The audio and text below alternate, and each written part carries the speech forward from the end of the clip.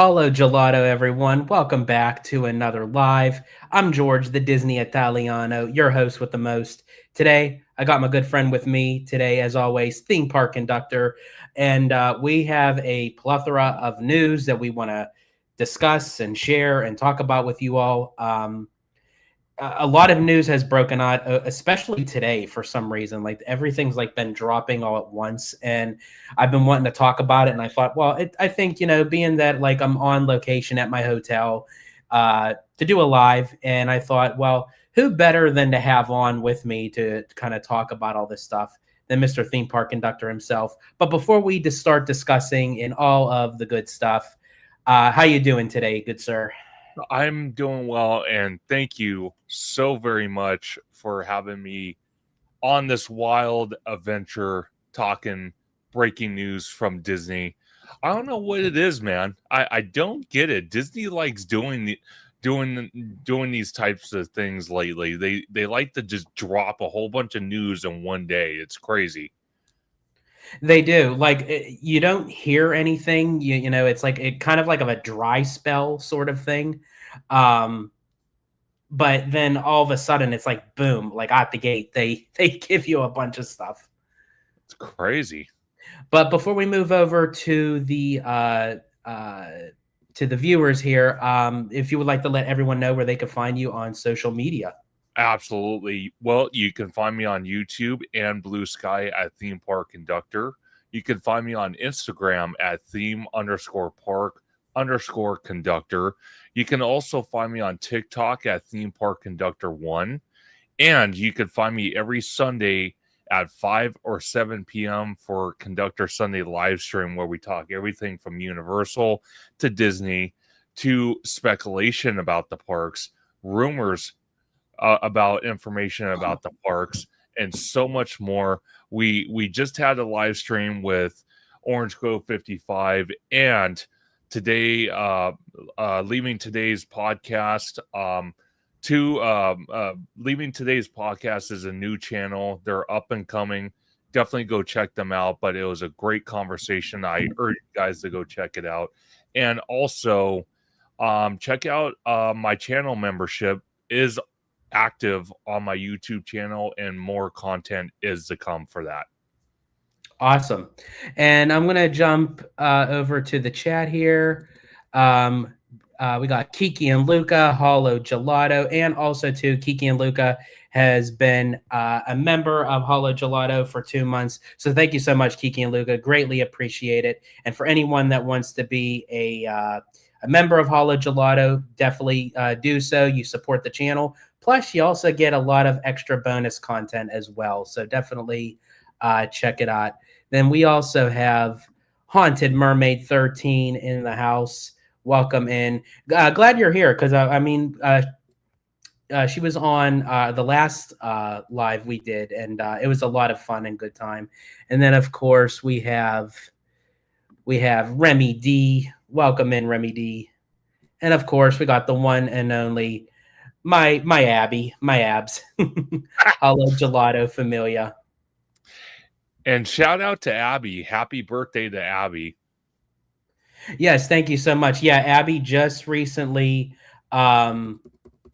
celebrated her birthday over the weekend. We did Club 33, which we'll probably do a review on it, so I can kind of give like her perspective on it, because it was her first time in Club 33. I've been in there several times, and and we couldn't really do no vlogging or recording or anything because it's very exclusive. It's very private.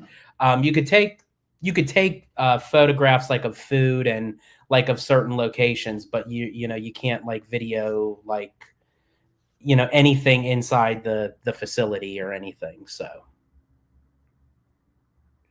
but oh, and Giant Peter Adventure says happy birthday, Abby. And then let's see, we got Club 33. I've been there, but it was like 15 years. Yeah, they definitely update the menus at times, and also they have like different events that go on, like especially like when they have like the Indiana Jones anniversary or the Matterhorn. anniversary, so they have different things. They have different exclusive merch and everything, which we did get. Actually, I have the bag right here. I'm not going to take it apart, but this was the little gift bag that awesome. Abby got with her. She purchased the exclusive limited edition Club 33 pin. So that's what she. So I ended up getting it for her because it was part of her birthday gift. So, but in any case, and then yes, of course, yeah, Peter, thank you for reminding me. And then Sunday we had a big family dinner at Buca de Beppo. And actually, that was my first time there. I've never eaten there before. Really? Wow. And I have to say, I actually really enjoyed it. I preferred it more than Olive Garden. I'll still eat Olive Garden, but I prefer it over Olive Garden. And honestly, I know I'm probably like the black sheep in this. I prefer it over Vivo. I'm not a fan of Vivo. I ate a Vivo. Everything tasted like a salt lick to me. Wow. Like everything was just so overly salty. Because Wizard swears by that place, even Mondo. And honestly, so does Mondo from Five Fires. Yeah. Like I don't know if it was just a fluke, if it was a bit, but literally there was three of us that all three of us said every single dish that we got, it was all salty. Wow. That sucks. Yeah. And then we also have Mr. Chris West in the house. Welcome in. Good to see you. Yeah. See, yeah, you guys like love it. I don't know what it is for me. I don't know. Maybe they knew that I was coming in. They knew what I was Italian, and they're like, screw this guy. It's like. And then I wanted to point something out, George, before you get started with all this breaking news. Shout out to Giant Peter's Adventure. He actually messaged me earlier today because I guess I mentioned something about Disneyland Paris trying to cover the Olaf story with the guests, and I had on my Conductor Sunday live stream. He says, if me and you, so me, theme park conductor, you, George, Hollow Gelato, ever do make it to Disneyland Paris, he says he will join us. Okay. So, that was an invite from him. Well, and here's the thing. I love going with people that are familiar with stuff, especially because if I've never gone or done it before, and especially internationally, because customs there are not customs like traveling, but of how things are run. They're much different than how we're used to doing it. Oh, by far. Because probably a lot of other places are more respectful than us over here. So. Oh yeah, by far. Let's see. This is what. Chris West says I went to Disney Paris December 2019. See, now Chris has been there. Yeah. See, I definitely want to visit the parks internationally. That's definitely a mainstream goal of mine. Definitely. Yeah, see, for Peter, that's how it is for me, with Disneyland and Walt Disney World. So he can walk around Disneyland Paris with his eyes closed. If I do it, I don't want to know where I'm going. I'd walk right into the river. Oh my gosh. Yeah, see, Abby agrees. He could be our tour guide. There you go. Perfect. So I want to share my screen because, as I said, we got a lot to talk about. Some things are big, some things are small, but hey, small news is still even good news. So I'm going to share my screen here. Sure. And hold on. I'm going to come back to this article in a bit, but sure. I want to kick it off. I forgot to re-scroll back up. So a lot of these is what we're going to cover. Okay, so this is coming from the one and only Mr. Scott Gustin. New Disneyland has outlined what's coming in 2026, including a new Bluey live show, a Grogu mission at Smuggler's Run, Soaring Across America, more After Dark events, and the final stretch of the 70th anniversary celebration. So I'm going to share. I'm going to bring up the screen a little bigger, and now it's. As I just click off of it. So this is the 2026 calendar for Disneyland. So I'm going to start it at the top, which I thought was very interesting that they actually finalized the end date for Disneyland's 70th, which is going on now through August 9th.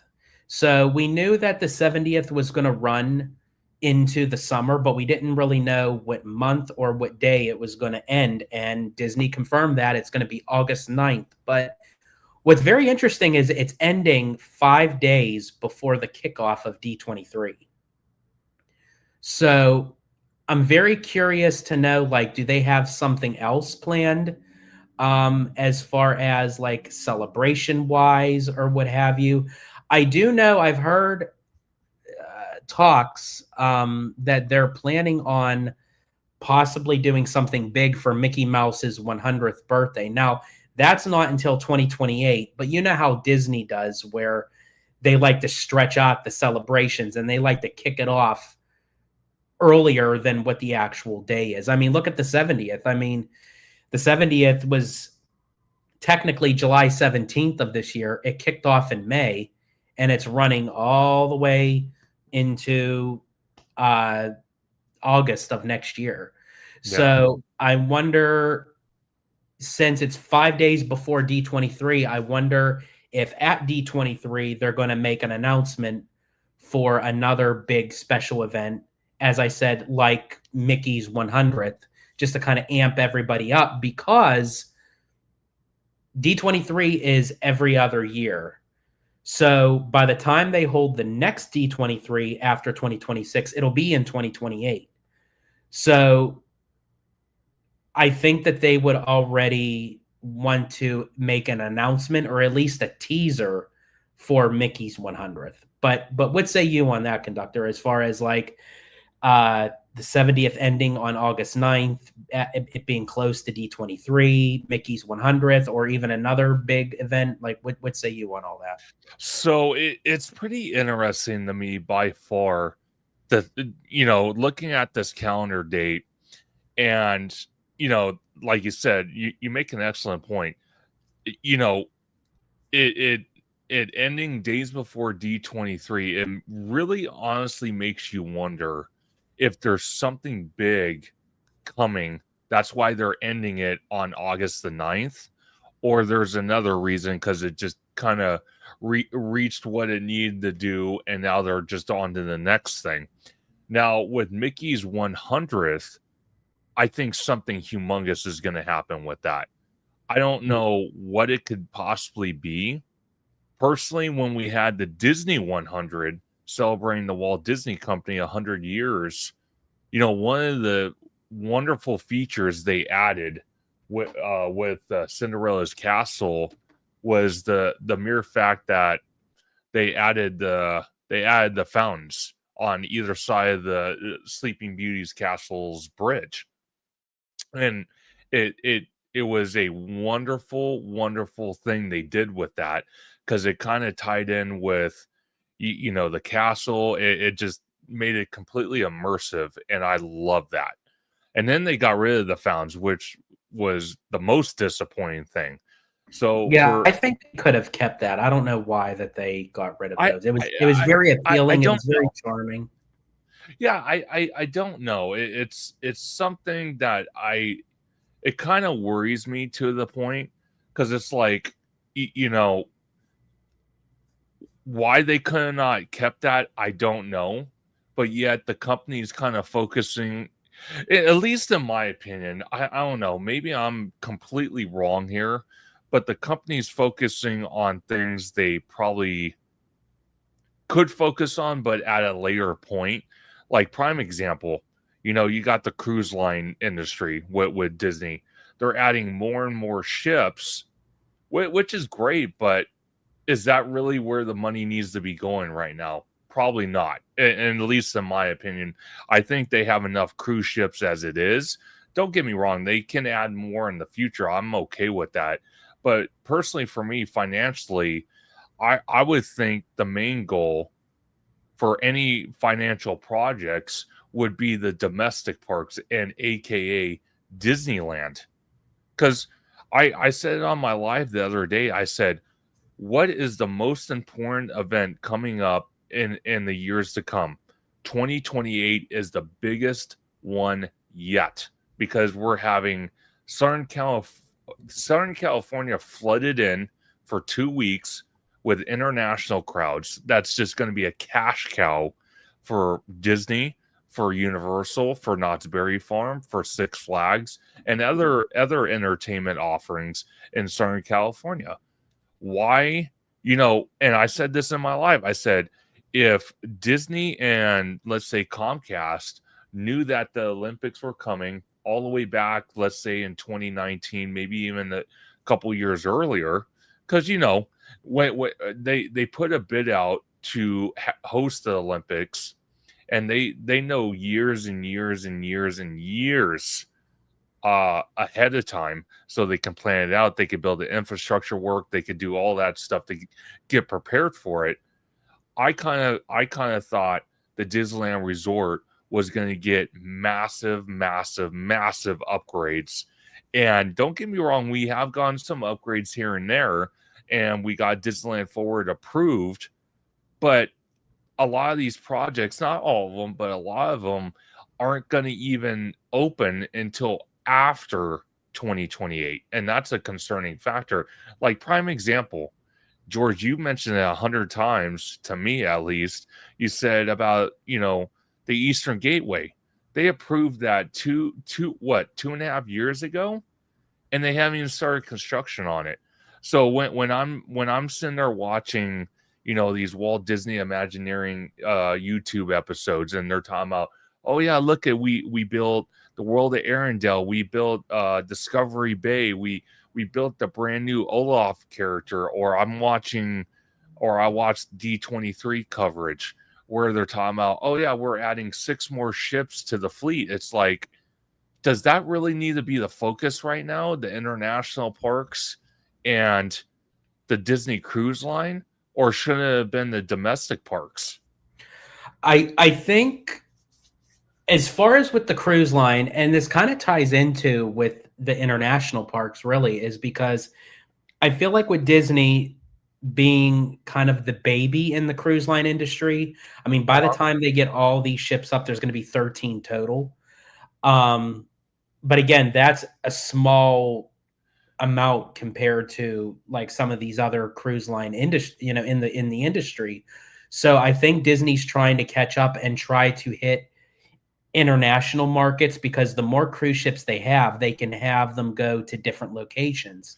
Now, again, that's then hitting the market outside of the US, which is great. I think with cruise lines, you want it to expand. You want them to travel to different locations, because that's the purpose of cruising, really.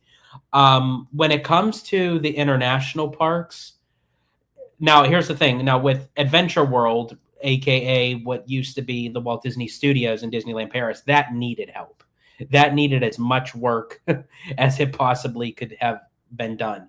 But I have a feeling that they're going to make an announcement for a new park in Shanghai. Obviously they just finished with Fantasy Springs in Tokyo Disney Sea. Now, I know that's run by the OLC, so you can't really count that because they put in their own money. But I really hope and wish that with all the projects that are going on for the domestic parks, that as much as they're all going off at once, that we could start seeing things kind of open up. But really quick, just want to give big hellos to Brian, welcome in. And then we also had Jared Journeys, welcome in. And they were mentioning like other, celebrations where they were saying about DCA's 25th anniversary. I don't know if necessarily they would, they may decorate it some or what have you. And that's the other thing too. And then also America's 250th birthday. So yes. I feel like, and there is something in particular that we will get into, I think that ties into America's 250th birthday. But I think when it comes for these anniversaries, unless a project is already going to be kind of tied in with it, it's more so probably just going to be like decorations kind of thing. But I think for Mickey's 100th, I think that needs to be done in a much bigger fashion, in my Yeah. opinion. But I do agree with you in the sense where I do think the domestic parks do need a little bit more boost, you know. Oh, They do. welcome in, Lucas and Disney. Good to see you. No, I absolutely. It's something that, again, it concerns me as a consumer that they are focusing their energy in wrong areas. Not saying that the areas they're focusing in financially aren't great ideas. I'm just saying, with one of the biggest events that only comes every 25 years, if that, you know, you would think the domestic parks, is especially Disneyland and Anaheim, wouldn't have been the main focus. I'm just stating facts. Like Yeah. who said it? Jared Journeys, and shout out to Jared Journeys, by the way. There are times he goes live in the park and he has like almost 1,000 people watching his live. The guy's absolutely incredible. And I've run into Jared Journeys many times before, and he's an awesome guy. But he even said the parks seem to be ignoring the Olympics. Universal Hollywood have maybe one new ride after the coaster, and Disneyland is adding to DCA, but Avatar won't open. Yeah, Avatar, I've kind of mapped it out. By the time they, rip out Coca, or I'm sorry, by the time they close Monsters, strip it for animatronics and theming to possibly incorporate it in the Monstropolis and Hollywood Studios, then tear it down, then tear all the other surrounding buildings around, then finish the two Avengers attractions, then build the Eastern Gateway with the Sky Bridge across harbor, they probably won't finish Avatar until 2035. I'm being realistic. That's not something that I'm making up in my mind. It just Okay, seems like I actually I want to bring that up too, because again, as I said, folks, buckle yourselves in, keep your hands, arms, feet, and legs inside the vehicle at all times, because this is going to be one long ride. Because as I said, I have a lot to discuss today, so this live is probably going to run. I mean, usually with Conductor and I, we usually go 3 to 4 hours anyway, so it doesn't really matter. But that is something I wanted to touch upon. Actually, here, wait, I'll bring this back up when we move on. That's something else I wanted to touch upon too, because Sure. I think recently James Cameron, they just had the world premiere of Fire and Ash up in at the El Capitan, right across from they had the red carpet by the Dolby Theater. They had all the cast, the crew. James Cameron was there. They had this really big, like kick-ass, like giant A for Avatar, and it was like set on Yeah. fire. Like that was like really that was really cool. And Peter says I should have gone to the restroom before the live. Oh my gosh, you probably should. And actually, Peter, you had mentioned too the Avatar rumors for Disneyland Paris too. Yeah, so yeah, let me kind of mention, because all this stuff was mentioned at once. There was some leaked discussion that there is a possibility that Avatar may be coming to Disneyland Paris, part of Adventure World. And there is land set aside for more expansion even after they're done with the Lion King area, and a lot of people are thinking that's going to be for Pandora. Now, coming back over to DCA, James Cameron also had a conversation that Fire and Ash was a lot of money to create, and he said, obviously, the movie will do great, but it needs to, I think he said, like quadruple the amount to actually get back in return. And he said, if that's the case, then he will continue on. If not, he is okay with ending Fire and Ash as the final movie. So I'm assuming of how the movie ends, there's no cliffhanger. So it's basically, it could end there, or he can continue on with Avatar 4 and 5. But it does make me wonder that depending on how the direction goes with Avatar, obviously they're still going to add them to the parks. You know, it's very popular in Animal Kingdom. They'll add it to DCA, although I don't agree on where they're placing it in DCA. But that circles back to Disneyland Paris. If they add Avatar into Disneyland Paris and they're calling it Adventure World, which I'm not a fan of the title of the park, I think that Disney could do a little bit better than that. Could the direction that they're going with Adventure World, could that eventually become of DCA?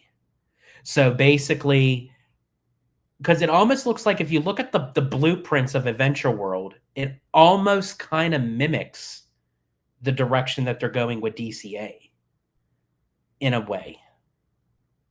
But what say you on that? I can't hear you, man.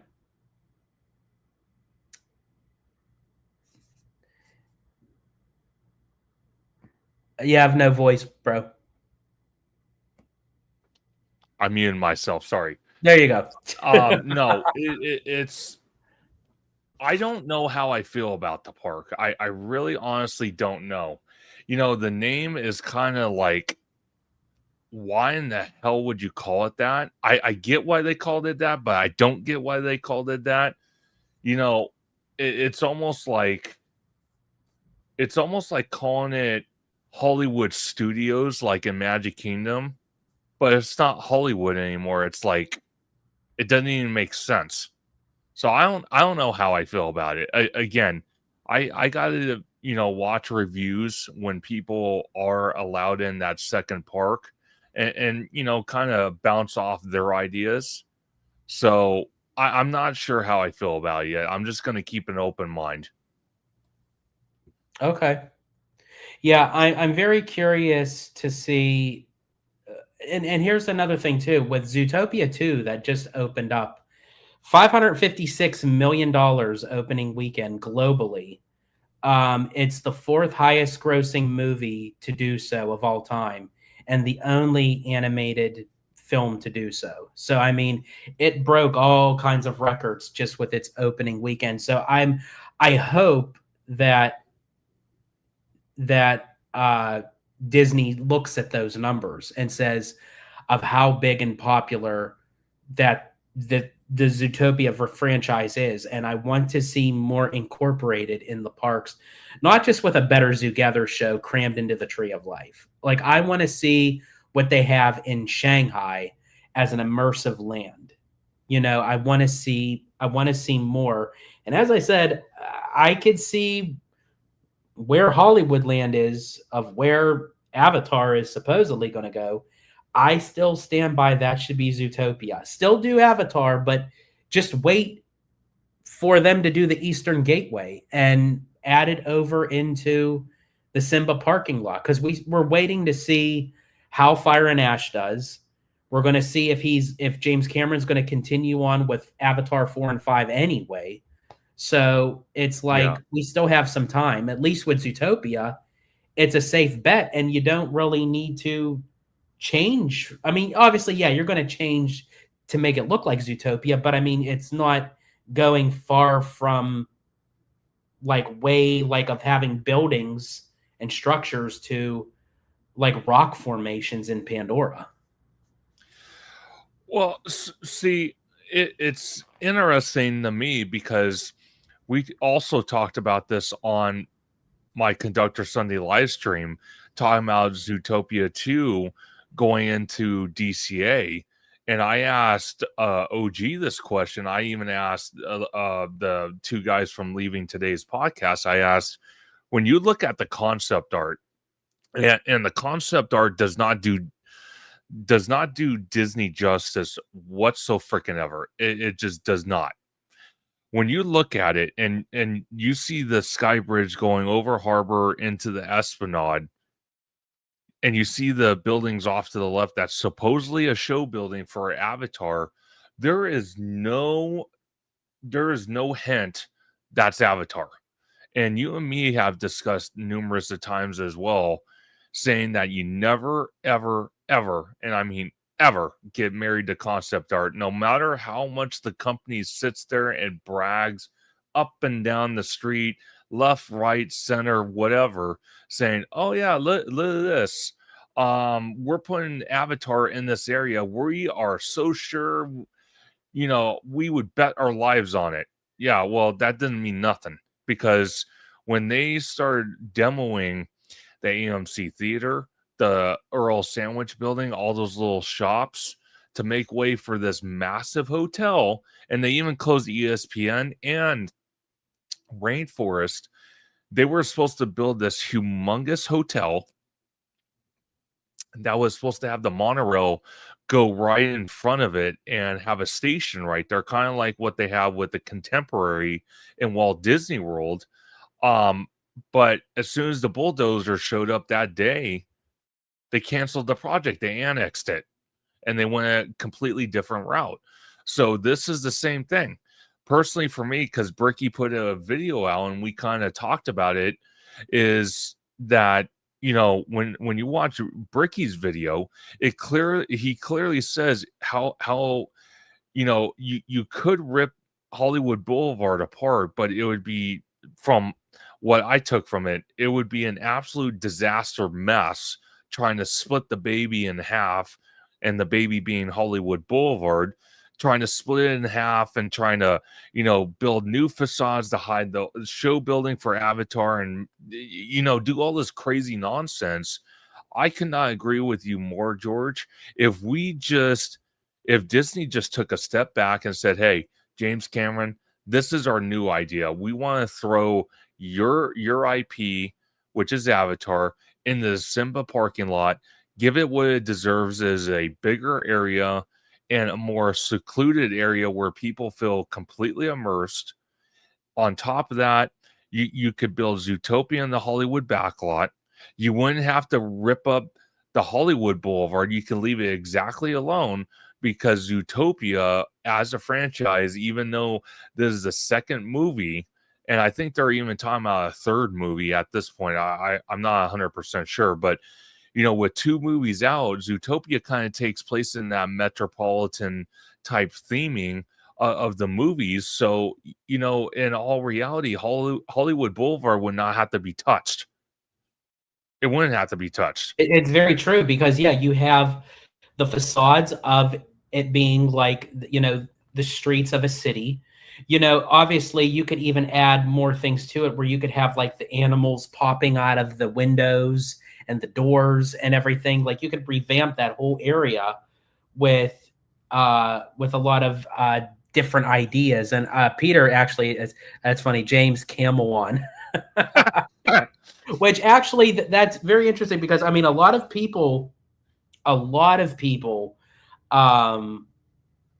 have made cameos in Zootopia too. Jared Bush had mentioned like the name of like the lion, Linguini, for the little Ratatouille reference. Bob Iger actually did a little cameo as well. Robert Irwin, Michael J. Fox, Macaulay Culkin and Brenda Song. A lot of people did a lot of cameos for Zootopia too. So, I mean, it's big, and it's not even just big over here. It's big internationally. I have heard that, although Disney didn't confirm Zootopia 3, but I don't see why they wouldn't do a Zootopia 3. I feel like, honestly, right now, Moana and Zootopia are like the banger, like, go-tos, like, in case of anything. We'll have to wait and see how Hoppers does with Pixar, because it looks funny in some moments, but it looks like another kind of Elio moment. Unfortunately, it's like, I don't feel like that there's enough marketing and promoting of Hoppers. Hopefully, like, as time goes on, I feel like Pixar is now starting to take a backseat to Disney animation, which I wish Pixar would just kind of go back to doing what Pixar is known to do. Sure. But in any case, yeah, that's for that. Who said it? Oh yeah, Abby mentioned like Zootopia can fit better in Hollywood land. Yeah, And oh yeah, here's the thing, Brian. I liked Leo myself. I really did. I got to see it twice. Well, technically, Abby and I did see it twice, but she ended up falling asleep for the first one, so we ended up going back a second time. It was because she worked a double, and we were literally going to a D23 premiere of the movie. I liked Elio. I thought it was very cute. Was it Pixar's best? No, and I feel like with a lot of the rewrites and the change of animation and the storyline and the character development and everything, it really hurt the movie. But I think if they knew what they were doing with it, I felt like it could have been much stronger. Um, Now, speaking of D23, really quick, I'm going to be bouncing kind of back and forth here because, as I said, there's a lot of news. And actually, Conductor, you and I had this conversation on the phone not too long ago because we were talking about D23 memberships. And I had mentioned to you that they stopped the D23 published magazines and they went digital. Well, recently, D23 actually ended up sending me an email. They probably heard me. And they said that they're literally canceling out the D23 magazines completely. There's not even going to be the digital copies because they said that they're working more for like the D23 gold member theater and spotlight events, which they do like virtually online, or you can go to the locations for the D23 events. But I actually like the D23 published magazines, and I was bummed that they were getting rid of the actual publishing of the book and went fully digital, but now they're getting rid of it entirely. So, I mean, what say you on that? I mean, I thought that was like an extra kind of perk that you got free with your D23 gold membership. Now they're taking that away. Well, see, it's disappointing to me. You know, again, this is another cross-cutting measure that Disney is trying to do, and I don't agree with it. I kind of feel like you're paying for a membership. You would honestly think that a magazine, would kind of, and I always thought when I did have a D23 membership that I kind of felt like, wow, I'm kind of getting what I'm paying for. I'm getting offered special events I can RSVP for. I'm getting a magazine every month talking about different things happening across the company. Then on top of that, I have on top of that, you can select from a handful of gifts that you can receive for your D23 membership. But overall, I don't know. I don't know what their thinking is of getting rid of this magazine. Like I said, it's a cross-cutting thing they want to do to save money. I think that's just a disappointment, and I could see other things happening where they're going to get rid of it to kind of save money as well, and that's very disappointing that they're even considering that. Because when you talk about a membership, right, this is kind of tying into annual passes, because both me and you have the Inspire key for Disneyland. Both me and you have the Platinum Pass for Universal. And we've talked about this before. Universal, it seems like, is winning the battle when it comes to offering, you know, certain perks with their pass. Like, for example, giving out, magnets every so often based off characters of the company. Or, you got takeover event nights, which both me and you are doing on the 4th for Universal. Then you got a free ticket to Halloween Horror Nights. Why can't Disney, if you're being an Inspired Key holder, paying almost $2,000 for the pass, or should I say Magic Key, why can't they offer a free day for Oogie Boogie? Why they refuse that, I don't know.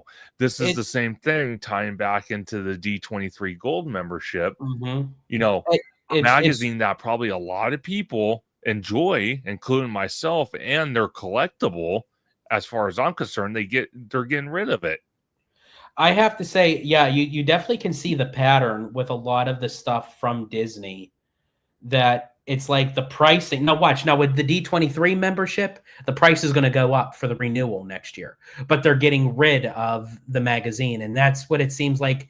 It's their MO right now. It's like prices are going up, but benefits are reducing down. It's like we're not really even asking for much. It's like we're just asking to not get rid of the stuff that you have, like keep it, make it better. Don't get rid of it completely. And speaking of the actual D23 magazine, I know I'm going to sound like like weird by doing this, but I loved the smell of the magazine. Like the brand new magazine, you open up the cellophane plastic. I just stuck my nose in it and I just took like a big whiff. It was like I love the smell of the new D23 magazine. I don't know what it was.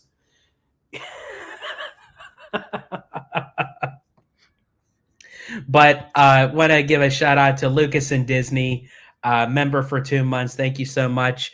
And now it's time to resell all the D23 magazines. Yeah, I'm for sure they're probably now going to be worth something to the fact of that, that they're no longer publishing the magazine. So the older ones, I'm for sure might go for a little bit of a pretty penny there. You're mute, man. No, by far. No, for sure. And now it's like all the stack of magazines that you probably have, about 500 of them. Yeah, you start going through it and you're like, yeah, I can part with this one, part with that one, part with it. So that's going to be a fun one. Lucas says, I can imagine Abby just staring at George hiding in the closet, sniffing the D23 magazines every time he got it. Yeah, that would be me too. Hey, As there I you said, go. I'm just weird that way. Oh my God. Okay, so I know we went a little bit off track here. As I said, folks, we got a lot to talk about, so bear with us. So I'm going to bring this back up. Okay, so we talked about the ending of the 70th, and then we have Lunar New Year, which kicks off January 23rd and runs to February 22nd, which that's basically where they'll have like the Lunar New Year parade throughout DCA, I'm assuming, depending on how construction wise, I don't know. Maybe they won't have a parade. They usually do like a Mulan and Mushu meet and greet, and then they have like the booths that they use for like the festival. So they may have different foods and stuff. I hope they have different foods because the Festival of the Holidays was good, but a lot of the returning foods was stuff that we already experienced before. So I hope Lunar New Year gives us something new to enjoy. What say you? Well, see, I was very disappointed this year with festival holidays, and out of all the festivals, festival holidays to me is it is one of my most favorite out of all of them. The reason why, it's Christmas, it's the holiday season, and I love kind of like that Christmas food vibe. And the first off, going back to 2017 and shout out to Theme Park Obsession for this. He posted on X weeks ago. He said back in 2017 we had, what was it, 12? Yeah, 12 food 12. booths. Yeah. And now we're down to 6. And then out of the 6, more than half the items are returning items, either from the years past or items from other festivals that got brought to this festival, maybe with a little twist here and there. And then on top of that, one of the things I don't know if we discussed in either one of our videos. It might have been your video, but I don't remember. We went to one food booth, and of course, it just happened to be raining that day. God love Southern California. And we went to one of the food booths, and it wasn't even an hour after the event opened, first day, and they ran out of 3 of the food items in 1 hour. It's like, Mhm. you know it's day one. You would think you would have enough for at least a couple hours, not just one, but a couple. I was very disappointed on that. I really was. So between less food boosts, same foods, and the fact that they didn't even have enough. Oh God, here we go. There we go. Oh God, I gotta nip. I gotta nip this right now. Giant Peters event. I'm telling you right now, that was not my idea. It was George's idea. How in the hell he came up with that, I will never understand it. So don't even try to ask me because I can't even give you a straight answer. But sure, you just keep that in your mind. Frickin' George.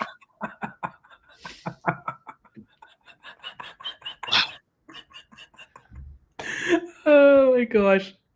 Um, See, now you can't even focus. Look at. See? oh my gosh. Yeah, I tell you, I don't know how to describe like what goes on inside my mind, but I think if you guys actually took like a microscope to actually see what it is like in there, it's probably like Dr. Seuss in there. Like everything is just like so like zany and crazy and imbalanced. Oh my God. Oh my gosh.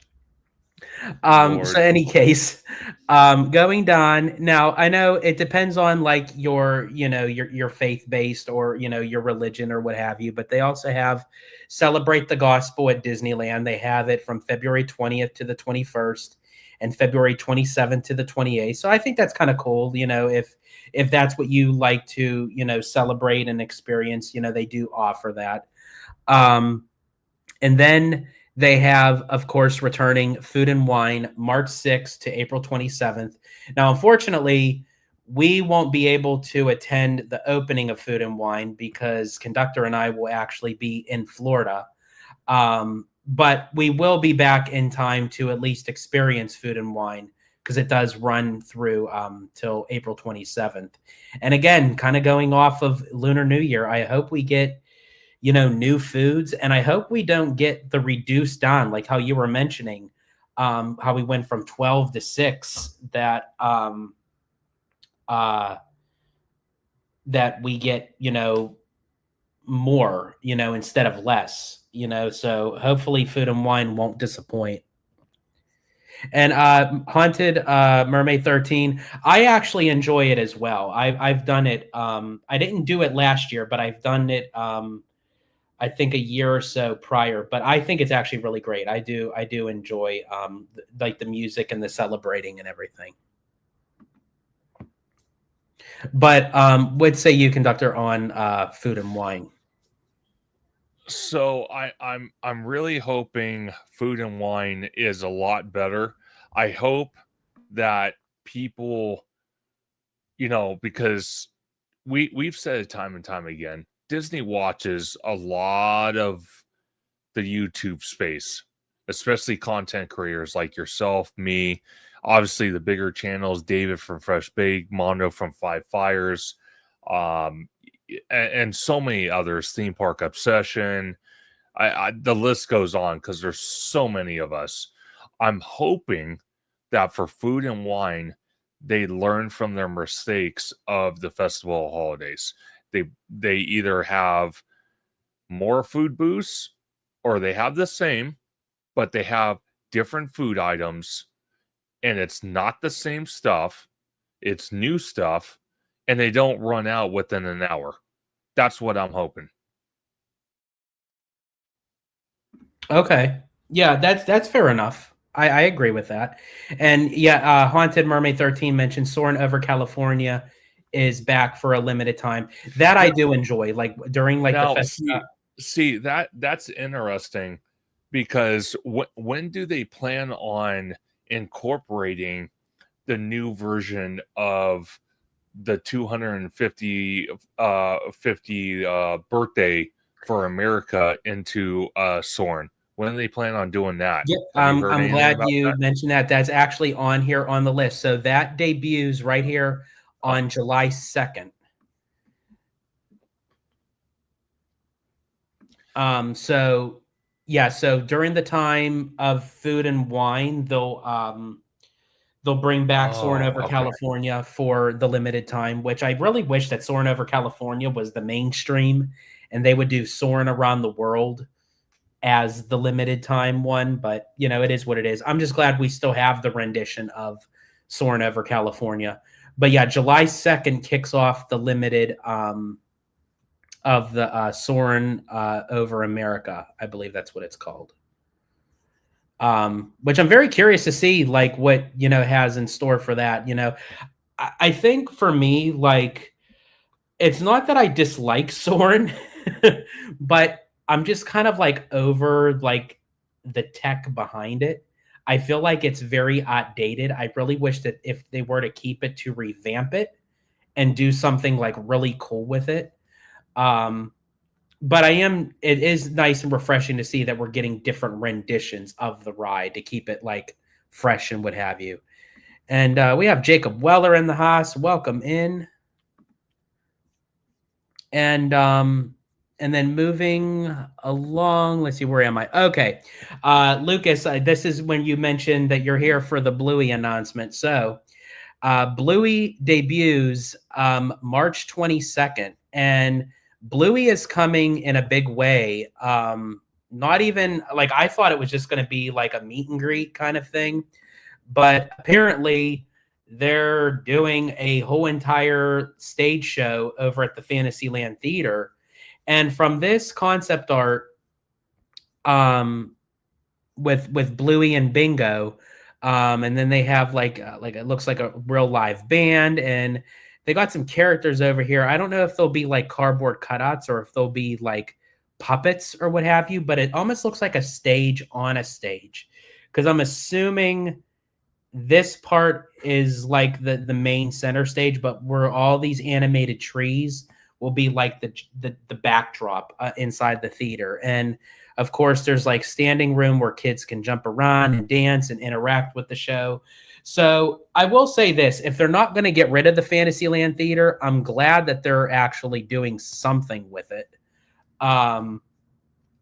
where it actually would make sense, if that makes sense. I mean, do you all feel like that it's appropriate that they have Bluey like going into the Fantasyland Theater? I know Bluey is huge, but I guess that would have to be the only, like the only kind of way that I guess they could add it. And then of course I'm for sure they'll do a meet and greet, because I remember they did like a beta tester for Bluey meet and greet at D23, and like the line was at the wazoo. Like you couldn't even get in there without like waiting like hours. And I think they only did it through a what do you call it, like through like a queuing system. Like you had to have a certain kind of like pass to meet her. But also too, Bluey is coming down to Walt Disney World. Now, what they had mentioned was Bluey is going into Animal Kingdom, which that was surprising. Like when I thought of Bluey going into Walt Disney World, I thought of Hollywood Studios, because they're revamping Animation Courtyard. They're adding the animation building, and then Disney Junior is right there.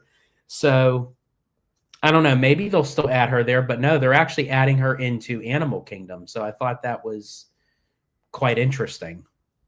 But anyway, conductor, what say you with Bluey? Oh, and then also too, they did mention that Bluey is coming also to the Disney Cruise Line. I don't know if they gave any extra information on that, but I think soon to be she'll be added on there as well. But what say you as far as like Bluey coming to the parks, like in the show, the meet and greets, Disneyland, Walt Disney World? What say you? I think, yeah. What say you? Can you hear me? Yeah. Oh, there you go. I didn't know if you Yeah. froze. I No, didn't see you like moving at first, so I wasn't sure if you froze. no. So I actually think, incorporating Bluey, and them coming out with the movie is absolutely incredible. I'm super excited to see Bluey. I obviously I don't watch Bluey.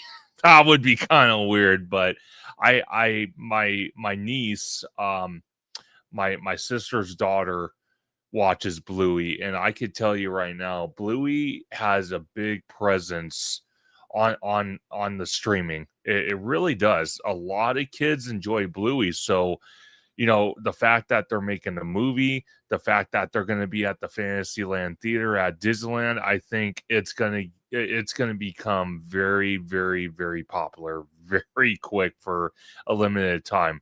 And again, this is something we're seeing with the Disney company, doing these special little limited time shows or meet and greets. We even saw it with Zootopia. George, you actually went there and met Officer Clawhausen that was meeting in the Hollywood backlot. And then the other two characters, the two main characters, they've been meeting on the backside of the Hollywood backlot for quite some time. That's why I kind of originally thought that they were thinking about possibly moving Avatar to the Simba parking lot Isn't that and funny? moving Isn't that funny Zootopia though? into the Hollywood backlot. Isn't that funny though? Because they started the meet and greets of Nick and Judy over by Grizzly. And I think they still have them there from time and time, but then they move them to Hollywoodland. Now they have them in the backlot area. I find that very interesting. Even though Clawhauser is there for a limited time, which I am glad that I was able to meet him, because it's kind of like a roulette kind of thing. You don't know which character you're going to meet. And they just rotate within time, but I was lucky enough to meet Clawhauser. When for the Bluey show, I will say that I'm very glad that they decided to do something with the Fantasyland Theater, because I started getting, and I'm sorry folks, forgive me, but I'm like so sick and tired of seeing Pixar characters dancing. Like, I'm one that it's like, I'm sorry, the Incredibles should not be dancing. Like, for me, like, those characters are like more like, I don't know. I'm just so used to like seeing uh uh I'm just used to seeing like the more like cuddly kind of characters like doing the dancing kind of thing. But like the Incredibles or like the Up characters or like that, it just kind of like throws me out of the element. But it looks like you have a super chat there, Mr. Conductor. Did you want to take that one? No, I want to thank Cool God 212 for the super chat. Again, I love doing live streams. I love doing videos, especially with my close friends like George and others. It's always a great time talking about Disney. How can you not talk about Disney? There's so much information to talk about Disney. And like George said, we actually almost broke the record 2 days in a row, almost doing 4-hour live streams about the Destination D23 stuff. So believe me, it's possible. Very true. And see, Haunted Mermaid 13 says, these shows are super cute. I enjoyed the summer events like Stitch and Tomorrowland, fun music and dances for kids. Yeah, I think if they're done really well, you could definitely utilize the space for sure. I agree. I like the Stitch show in Tomorrowland. I think the Bluey show is going to do great in the Fantasyland Theater for sure. Let me see. Hold on one sec here. I'm going to go back to that.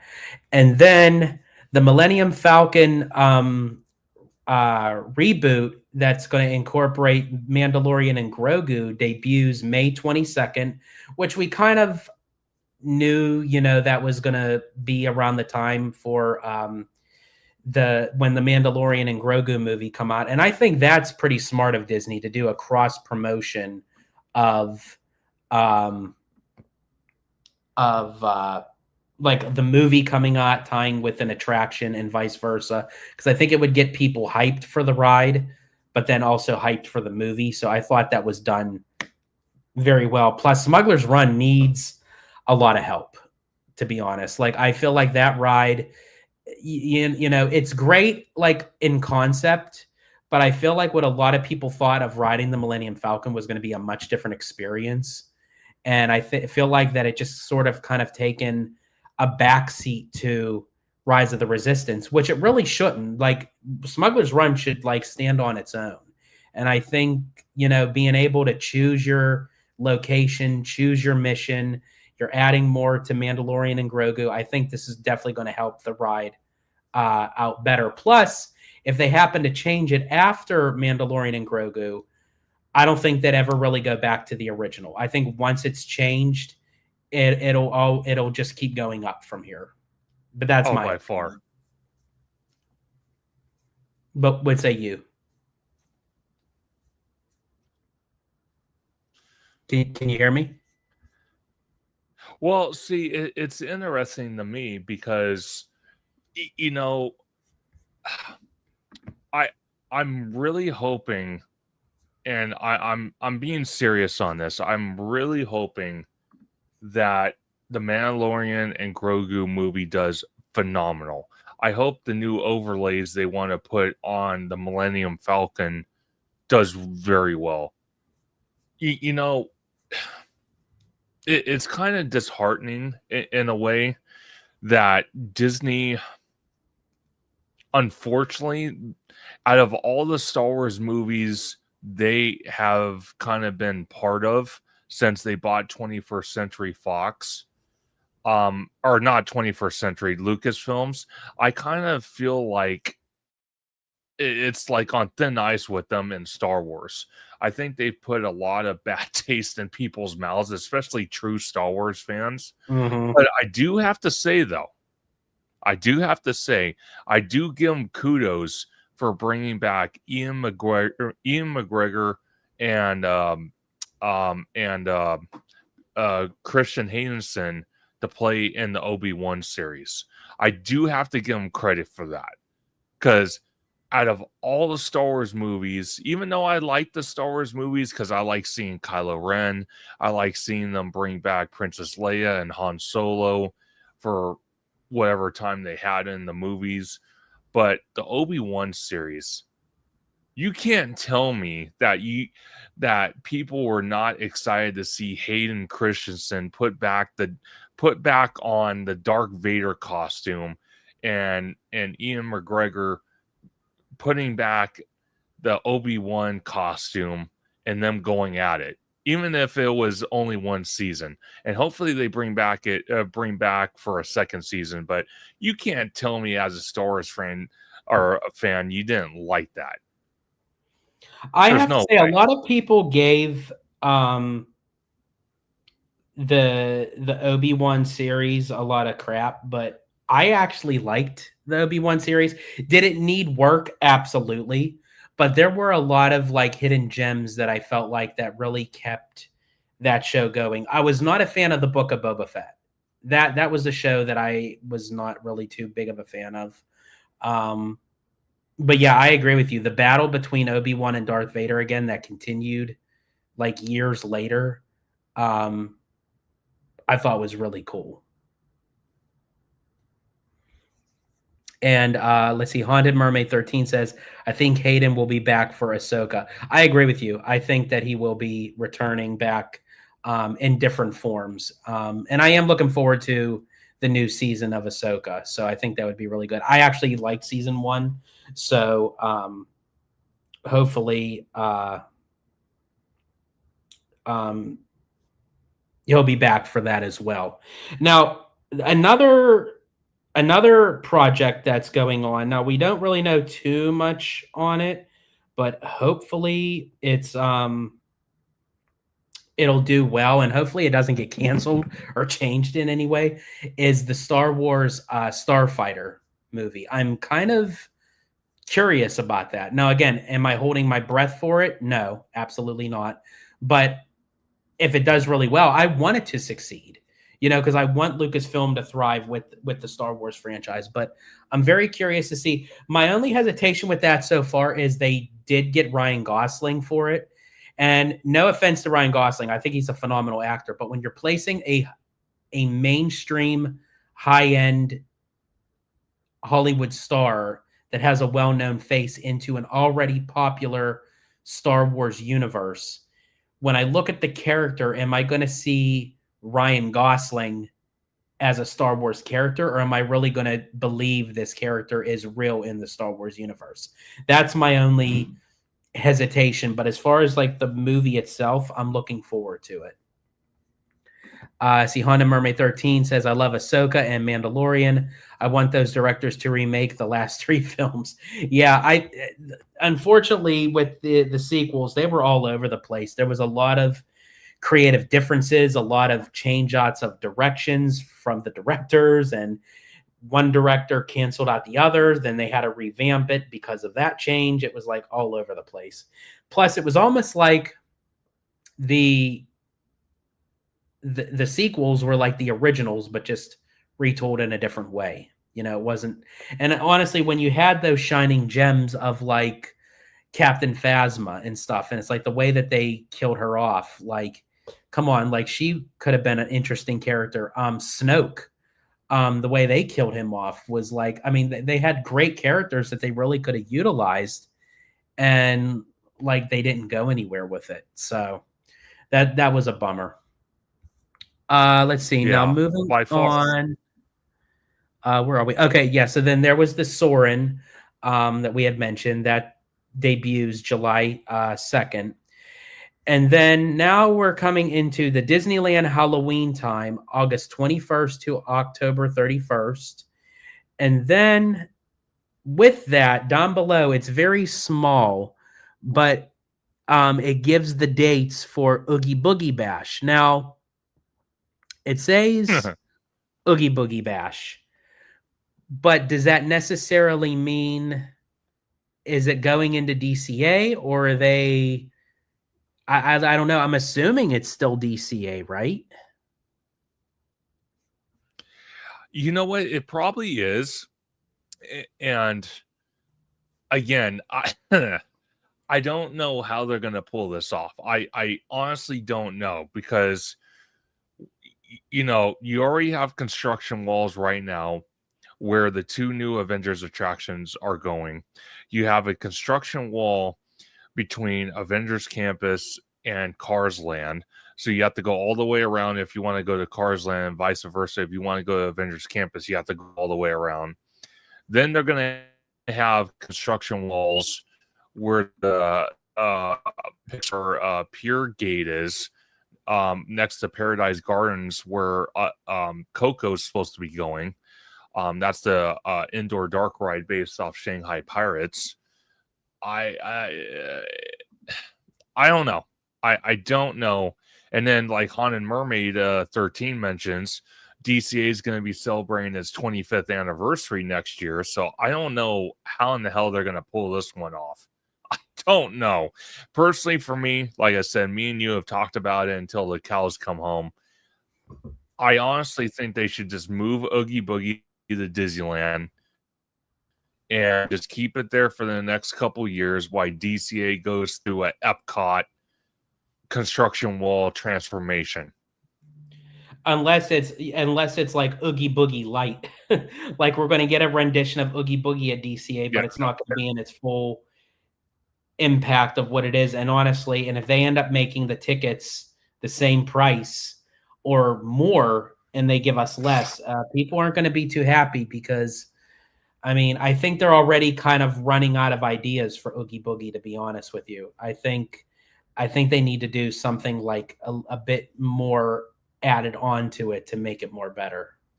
Well, see, that again, that's the problem. Do us as fans want that? Absolutely. Will they do it? Sadly to say, probably not. And it's kind of sad.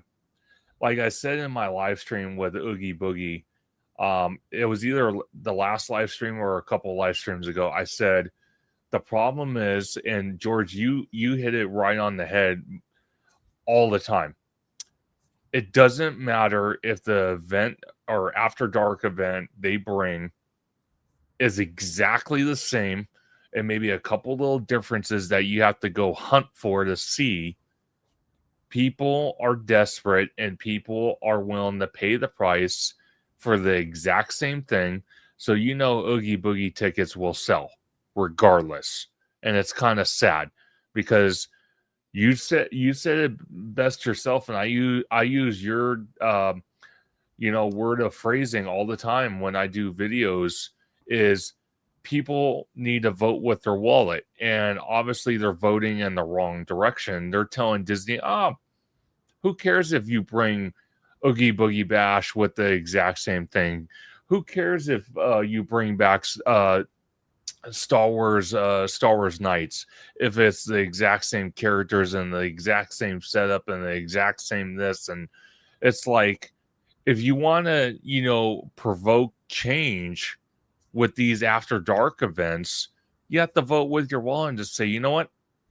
I went the last 3 years. It was exactly the same. I'm not doing it. That's one thing I give credit to Universal. Halloween Horror Nights changes every single year. We're getting the second year of FanFest nights, and I cannot wait for that.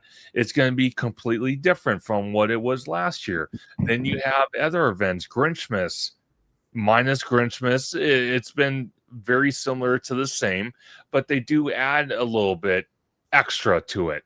It's not exactly the same. So if Disney would honestly take a step back and say, hey, what can we bring new to the event and entice people to come back that may have not bought tickets to the event previous years, then let's think about it. But will they? Probably not, because they think, oh, well, we're already doing enough for the guests. We're already building, we're expanding DCA. We're possibly expanding Disneyland. We're bringing new restaurants to downtown Disney. Why should we add more to the after dark events? It's working as it is. People are paying for the exact same thing we're offering every single year. So why bother? Yeah, I completely agree with you, because Disney knows all they have to do is just bring something back and people will buy it. So they don't have to put in an effort to change or alter anything. That's just how it goes. And here's the thing, I'm guilty of that because I enjoy, still going to Disney, but it's like it is very hard where you do have to vote with your wallet because that's the only way. But in order to do so, it can't just be a couple hundred people. No. See, that's where Disney knows they have everybody because it's such a well-oiled machine and we're such loyalists to the company that even if it was a couple hundred people, it has to be almost like 90 to 95% of the people to not go, which that's basically damn near impossible for anyone to really achieve. And that's why Disney knows they don't need to do anything. Where with Universal, they know that they have a contender on their hands, but they have to prove themselves. So they have to do more because even though Universal is popular, people do go. Yeah. But they have to give those incentives, those extra things, because it's something that Universal has never really done before with like the after dark events and stuff like that. Well, see, one of the things I noticed with Disney, and maybe I'm just missing it, but when I go to Universal, especially for an after dark event, we'll probably see it when we go on December the 4th for the Grinchmas takeover night, is right before you exit Universal, they usually have team members out there that want to get your honest opinion about the event, and kind of typically ask you, what did you enjoy about the event? What could we bring the next time around? What would you like to see? What did you not like to see? They kind of go all out to kind of interview people as they're exiting the event and try to get an idea what they can do for the next year's a takeover event. And I love that. Disney, on the other hand, as far as I know, they don't have cast members in the Esplanade asking, hey, can we get a brief survey real quick? Can we ask you these questions? If anything, they send you an email And most of the times, I'm going to be honest with you, most of the times people don't take the time to answer those emails.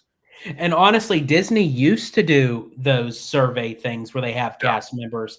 I actually attended a little, I don't want to say a seminar, but it was like a little bit of a guest kind of meeting, so to speak, where they actually had a camera linked up to Burbank, and they were literally watching us. And it was in DCA. They took us in the backstage area.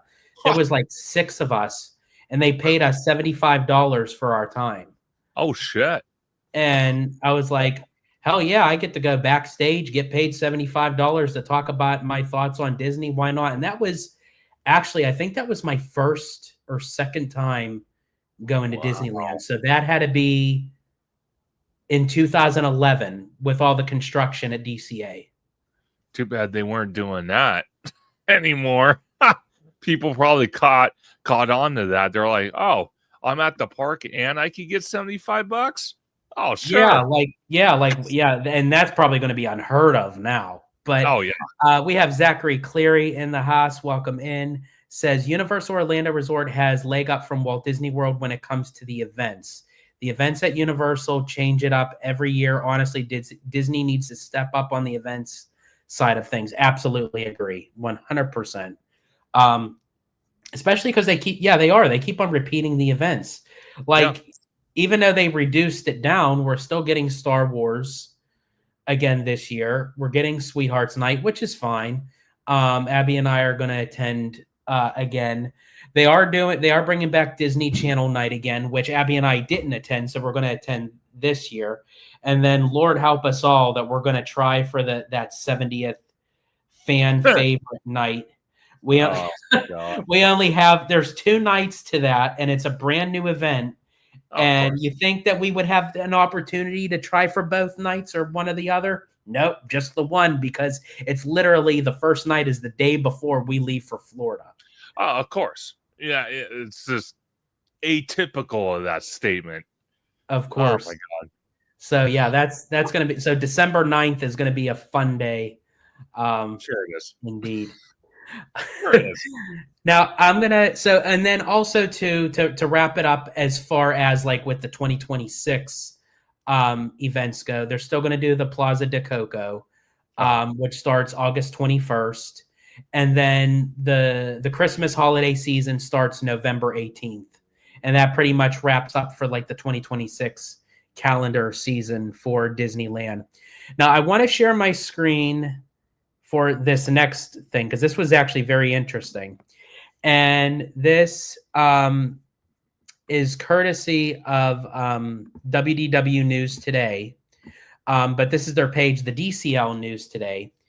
And it says, Muppets will appear live on Disney Cruise Line. The Muppets will soon be making live appearances on Disney Cruise Line as well as Disney parks. So this says, let's see, a special edition of Time Magazine about the Muppets included an interview between writer Chris Nashawati, and I do apologize if I didn't pronounce the name correctly, and Muppet Studios Vice President Lee Slaughter. Slaughter said that fans want some laughs and a little bit of joy from the Muppets. We're here to make the world a whole lot happier and a little weirder. Hold on, I'm just going to kind of like shorthand this. So then they mention about like the Muppets taking over Rock and Roller Coaster, which I will be getting into that because there's some interesting stuff with that.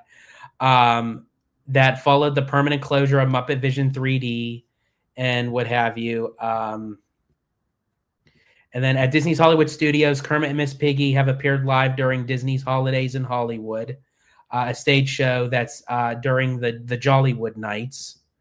And then they used to appear live at Magic Kingdom as part of the Muppets Present Great Moments in American History. I absolutely loved that show. I really wish that they kept that. After I think with like COVID and everything, they just never brought it back. But I really wish that they would. But this is the first indication that live Muppets could appear on Disney Cruise Line ships. The Muppets are featured virtually in the Midship Detective Agency game on the Fantasy. In 2006, they starred a live Muppets puppets in. Wait, let me restart that over. In 2006, they starred as live puppets in the Muppets Ahoy stage show on the Disney Wonder. But there was like nothing really more that added to it. But it looks like that Disney has not made an official announcement regarding it, but it looks like there's a possibility from the vice president of the Muppet Studios making those comments that that's what it looks like, that they're adding more Muppets into the Disney parks and possibly Disney Cruise Line, which I think is very which is very interesting. Now, I'm going to bring up another thing, but while I'm getting that, what is your thought process of like more Muppet, that Disney is kind of like incorporating more of the Muppets? So I actually think it's a brilliant idea, because people were very distraught when they were announcing they were shutting down the Muppets Land and Muppet Vision 3D and getting rid of Pizza Rizzo's and all that stuff. So I'm very happy to see that the Muppets are not going the way of the old people mover and our Tomorrowland. They're still relevant. So I'm very happy to see that. I can't wait to see what the Rock and Roller Coaster is going to look like, themed to the Muppets, and the fact that they're incorporating them also as a show on the Disney Cruise Lines is absolutely incredible. Because I'll tell you what, when we were at DCA for the 70th, and I think it was Celebrate Happy, the World of Color show, I have to tell you, they did a pre-show with the Muppets, and I think that pre-show of the Muppets got more of a standing ovation than the actual Disneyland 70th celebration World of Color version, which is pretty damn clear that people love the Muppets. So I'm so glad that Disney is keeping them around and not just incorporating them on a current attraction, but also bringing them on the Disney Cruise Line. So I'm very happy to see that. Yeah, and I agree with you. Honestly, they could have just did a World of Color Muppet show. Oh, dude. And that would have been awesome. Like literally, because they sang the song like Rainbow Connection at the end. They incorporated Boyz II Men and everything. Just make the whole show the Muppets, because you're right. The pre-show I absolutely loved. I was bored to death with the rest of the show, to be honest. Oh yeah. By far. I really wish that they would just bring back the original World of Color, to be honest with you. Yeah. Like that was the GOAT. I mean, it doesn't have to be like the same exact, but the same kind of pattern of a show that it was. Sure. I wish it was. Now, still speaking of the Muppets, and we mentioned about it, returning into the parks and what have you, but this I thought was quite interesting, and this is coming from Scott Gustin. Disney has permanently blocked off the Rock and Roller Coaster pre-show as work begins on its transformation into Rock and Roller Coaster starring the Muppets, opening summer 2026. The phased work will continue until the attraction closes at some point in 2026. So this was actually a surprise, because Disney didn't make any announcement with this. They didn't give nobody a heads up. They just said, hey, people that were going into Rock and Roller Coaster, oh yeah, by the way, today's the first day we decided to close off the queue for Rock and Roller Coaster. And here's the thing. I really think that this was a smart idea, because here's why. With Disney, normally what they do is when they want to revamp a ride or they change something, they close everything down altogether. And I think out of everything in this ride, the pre-show is what's going to be the biggest change the most, because they're going to have the audio animatronic penguins. They're going to have the audio animatronic scooter. They're going to have the screen changed with the Muppets and everything. So it's a big change, but it's something that could be done while the ride is still operational. So it's like, why not have the best of both worlds where they can start slowly changing some things to integrate it from Aerosmith to the Muppets, but still keep the ride open for guests to enjoy? Because Rock and Roller Coaster has been done several times for refurbishment. It's been done a lot, and it's going to have to go down again. So it's like, why not utilize it for the time it's still up? And then, as of right now, with Walt Disney World, I mean, they removed Muppet Vision 3D from Monsters Inc. They closed on the Rivers of America and Liberty Bell for Riverboat for the Cars area and Villains. Most of all of Dino Land is closed on for Tropical Americas. Dinosaur is soon to close for Indiana Jones, and Encanto is going in there and everything. So a lot is down right now. And I don't think really Disney can afford a lot more stuff to be closed on until it's appropriate time. So I feel like that they could still keep Rock and Roller Coaster operational while they're working on one of the bigger changes of the ride. I think that's very smart, to be honest with you. So it's very smart, in my personal opinion. The fact that they can slowly start updating the attraction to the Muppets by doing something like this.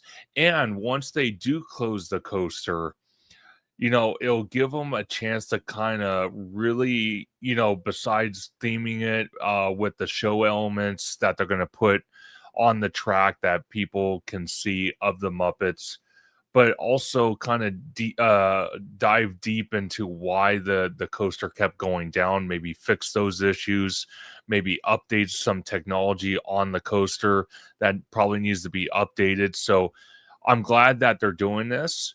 But you're absolutely right. They have so much across the board at Walt Disney World closed because of new things to come. It's something brilliant that they're doing over there. Now, when they do something over here at Disneyland, I couldn't agree with you more. For some reason, when they want to change something or fix something, they close the whole attraction down. And we see it all the time. It backs up lines across the resort. So, for example, let's say, I don't know, Thunder Mountain goes down because they're refurbing it or they want to add something or something. You could see the effects at Disneyland from one attraction closing.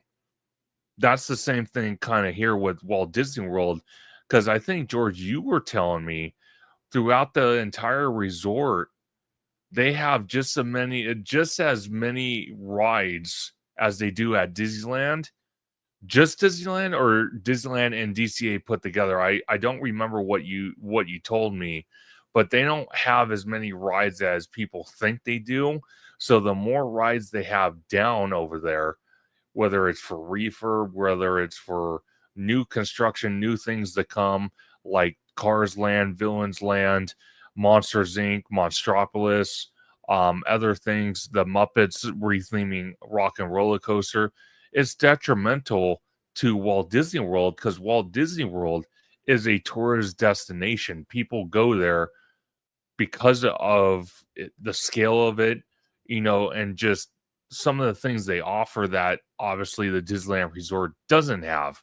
So, they're I can see why they decided to do this. And I'm happy they did this because that's just another attraction they can keep open until they're ready to close it.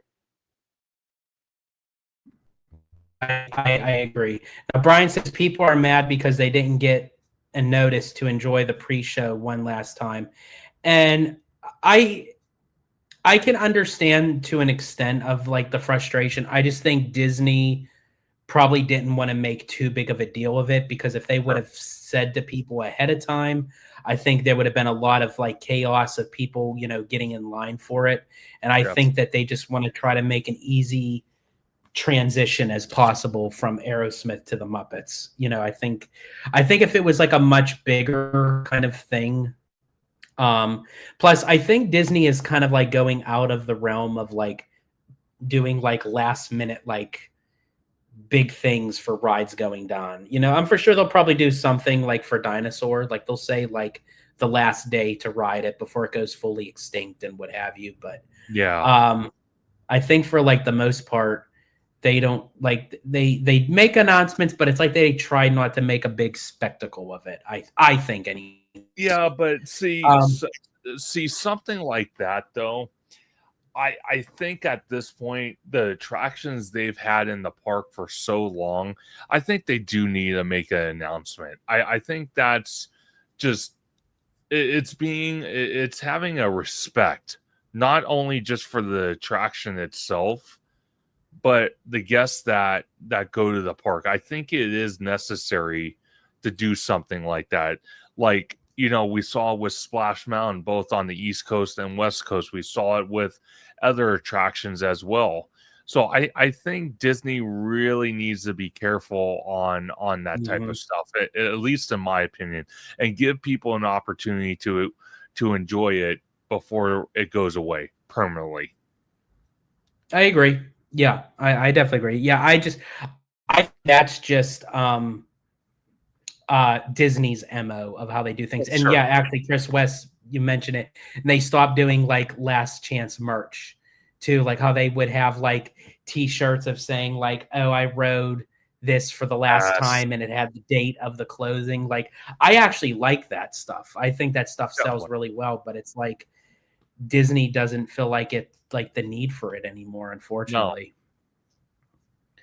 Now I'm going to share my screen again, and this is from Blog Mickey. And we're kind of staying a little bit over towards Walt Disney World, but it says Disney receives green light for 12.5-acre expansion of Walt Disney Imagineering offices near Magic Kingdom. And I thought that was quite interesting because there was a lot of like issues going on where they were going to move WDI out of California into Florida, and then it got in Lake Nona, and then it got canceled and what have you. But it seems like they're kind of going back a little bit into that path. But it says the South Florida Water Management District has approved an application from Walt Disney World to add 2 new buildings likely to be utilized by Walt Disney Imagineering near Magic Kingdom. The construction area is on the north end of the STOL port side near the Magic Kingdom parking lot. This area has previously been utilized by Walt Disney Imagineering and third-party contractors for offices related to projects in the area. The recent permit approval gives Disney the green light to substantially expand the use of the area as a massive Magic Kingdom expansion project gets underway. And then scrolling down, it says the SFWMD has approved Project K, that's what they're calling it, a construction project that will impact 12.5 acres on the north end near Magic Kingdom. In the past, this area, okay, they mentioned that, okay. So this is, I don't know if you guys can see this. It's like, here's the map. So here is the parking lot of the for the Magic Kingdom, and then you go across the water. Here is the front part where Magic Kingdom is. This little pink area, that's where the location is going to be for the buildings. And this is, I guess, from like Google Maps, but this is the area right here. Well, that's going to be utilized. See, it cracks me up though.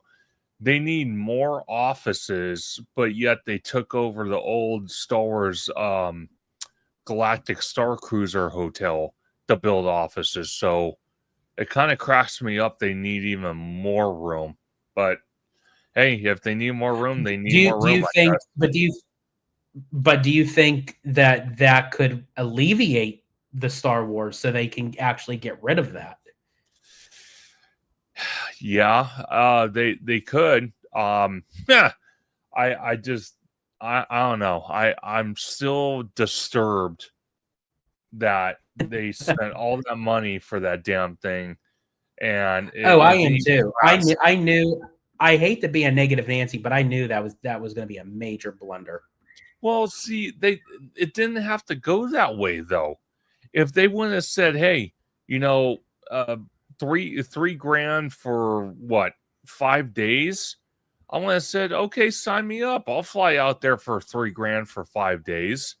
I think that would have been kind of worth it. But to sit there and I don't even remember the insane prices of that damn thing and how much theming went into that and staff they had to pay to basically live in the hotel 24/7, and not to mention our Galaxy's Edge lost out on the restaurant they put into that damn hotel. So we lost a immersive restaurant in our land that when they were building Galactic or Galaxy's Edge, they actually built the infrastructure for that restaurant, and we lost it to the damn hotel, and now the hotel's been annexed. It's just like, well, since you don't have the restaurant anymore, could we at least get the restaurant here at the Galaxy's Edge in Disneyland? Because you already built the damn infrastructure for it. Might as Yeah. well just do it. Hell.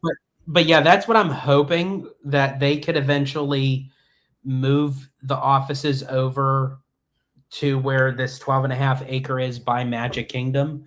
I think it would be very appropriate and fitting to place it there, that it's literally right by Magic Kingdom, Yeah. with all the projects going on. And then, again, maybe if they move them out of the office, because I think they only utilize them as offices so they can get the like the tax write-off that they had to keep the building there. But now that I think it's expiring, they'll probably move Imagineering out of there, probably demo the building. And honestly, I would say, yeah, add an expansion to Galaxy's Edge, or add another whole land and expand out Hollywood Studios. Do something with it. Well, see, I'm okay with that. Don't get me wrong. If they see $6,000, that's even worse. No, but I'm okay with that. But before you bring the wrecking ball and knock it to the ground, at least strip the damn thing, sell off what you can't use, and like the whole restaurant, the theming of it, the tables, the chairs, the silverware, the artwork, the facades, the stages, all that stuff, carefully remove that, put it in storage, and then eventually incorporate that into Galaxy's Edge, where you already built the infrastructure for the restaurant, and bring the restaurant back to life. You already have the infrastructure there. All you have to do is basically put lipstick on a pig and take all the theming and stuff, throw it into that building, and call it a day. You already have it. There's no sense of taking a wrecking ball and destroying it and then saying years later, oh, crap, we should have not done that. We could have just saved money by stripping it out and putting it in storage until we were ready. Honestly, I can see your point in anything of putting like lipstick on the pig, where you just have the structure and you could do something with it. I say, honestly, stick the damn pig in the oven and boom, you have a holiday ham. I say just get rid of the whole thing and like start from the ground up and make something even more. Because I feel like that the structure itself, the way that it was built, the rooms are very small. So I think that's why they use them as offices, because they're like cubicles, so to speak. Oh, sure. So I think the way that they built the building, because of what it was supposedly for, I don't know. I mean, not saying that they couldn't do anything if they really gutted it, but I don't know. I just say, honestly, I wouldn't even want to look at that building anyway. Like, I just say get rid of it, to be honest with you. Yeah. But I think, honestly, they need to do something with that space regardless. Oh, no, they do. I just kind of feel like at this point, if they strip it with if they strip the inside of the building and remove as much theming as they can out of that building, and either incorporate it into the Galaxy's Edge lands at Disneyland and at the Magic Kingdom, and then get rid of the rest, I'm fine with that. As long as they try to preserve as much as they can and incorporate it into current lands that they have on both the West Coast and East Coast, or maybe try to sell a lot of that stuff off to, fans.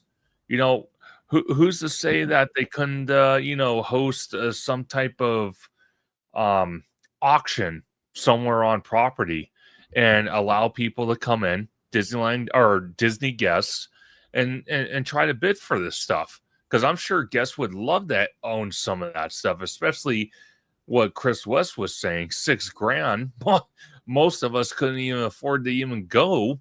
So why not own a little piece of history, even though it was a failed history, but I won't get into that. But why not?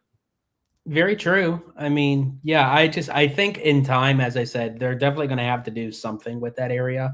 And I Definitely. wonder if putting WDI over in two brand new buildings that are going to be slated for that 12 and a half acres by Magic Kingdom, I think that might be a starting point Sure. for it. Now, I want to bring up, because actually, Brian, this was actually a topic I was going to bring up. So since you brought it up, I think that's a great segue. Did you see Daddy Josh saying he wants to focus on experiences and video games? What do you make of that? Sounds like co-CEO, someone else doing studio and streaming for me. So I did hear some stuff on that. I do see a lot of people are saying, like, obviously Josh D'Amaro is now the front runner for CEO. I could actually see it. I really don't think Dana Walden has it at this point. And I really honestly don't see anyone else kind of taking over, because they're already saying that Iger is kind of going to stay behind even after he's off of the CEO chair. And he's going to stick around to kind of train the new CEO. And I was joking around with Chris West in the DMs, and he was saying, this guy's never going to leave. And I said, no, probably not. No. He's not going to be like front and center, but I think he's going to be there for some time. So he is. My only thing is, and I'm really hoping this is the case, that the board gives him less influence, even if he's behind the scenes. So he can still be part of the decision making, but his decision is not one and all. Final. Yeah, correct. Yeah. Yeah, I agree. So yeah, if he wants to stick around and show Josh the ropes and train him, because here's the thing, Josh was not a studio guy. No. He still has to know the ways around it. And I have seen too, he is gearing into the video game world big time. Yeah. Which I'm okay with that. The video game industry is huge. It makes a lot of money, and I think Disney wants to dip their toes into that. The only thing is, he just has to be careful that's not the only thing that he's focused on, because video games ties into AI in a sense. Oh yeah. With AR and VR and digital reality and all that stuff. And I don't want to see that take the place of physical things going into for park attractions and experiences. That's my only worry. And also, too, Conductor, you and I were talking about it earlier before the live, and I mentioned this before, but I don't think I actually physically talked to someone in conversation. But sure, recently with the new Olaf animatronic that they added over in Disneyland Paris, which I think is really cool, very lifelike, of how they literally brought a character from page to real life, and how he moves and how he walks and the scale of him, it's just the right size. As I said, I love that. I love that stuff. I love how WDI's R&D is working on that stuff. Hopefully we see more of that, and they just don't showcase it for one time and then you never see it again. But at the same time, I'm also concerned that I hope Disney doesn't go the route to get rid of actual character meet and greets. I still want them to strive with the technology and do great things, but I also still want to see a lot of traditional stuff as well. Yeah. But what say you on all that? Not even just the Olaf, but with just in the video game industry, that's the route that D'Amaro's going, and what have you. So I'm going to start with the video game industry. Is the video game industry, like you said, is very huge. Console gaming it's still a hot take. PC gaming, at least custom PC gaming, is very hot. So, you know, if Damaro is the next CEO and if he wants to focus on that, by all means. But like you said, you made a great point. You can't just, as a CEO, you can't just focus on one area. You have to focus on many areas of the company, all areas. That's why I honestly do think, like you said, Iger's going to stick around, for a while to kind of train Josh or whoever the next CEO is. It's probably going to be Josh, on all aspects of the company. But my thing is, you can't you, you can't sit there and focus on just the video game stuff, and then when you want to bring something to the parks, it kind of is lackluster because you're putting so much energy on one thing. I don't like that. I really don't. So I'm hoping that's not the direction they want to go. Now, talking about the Olaf character, And because and really quick, hold your thoughts on Olaf, because I want to bring Kiki and Lucas thing up, because this is sure, quite interesting. sure. Classic example of Peter Principle. Isn't it weird to say Iger has to train tomorrow? Disney is one of the biggest companies in the world. CEOs shouldn't need training wheels. Principle equal people get promoted to their level of incompetence, meaning they succeed in one role until the next jump become too big for their actual skill set. The Disney CEO job is about Wall Street political fights, billion-dollar deals, and content strategy, not park operations. Josh has never handled any of that. And I agree, actually, with everything that Kiki and Lucas said. That is very true. If you really need training and you need a previous CEO to be in the back of you, then that means that you're not qualified for the job. True. Did someone need to stand behind Iger when Eisner stepped down? Nope. So, and that's very true. All this stuff that was mentioned, and that's very true, even to what we were mentioning about the video games and the experiences with AI and digital technology.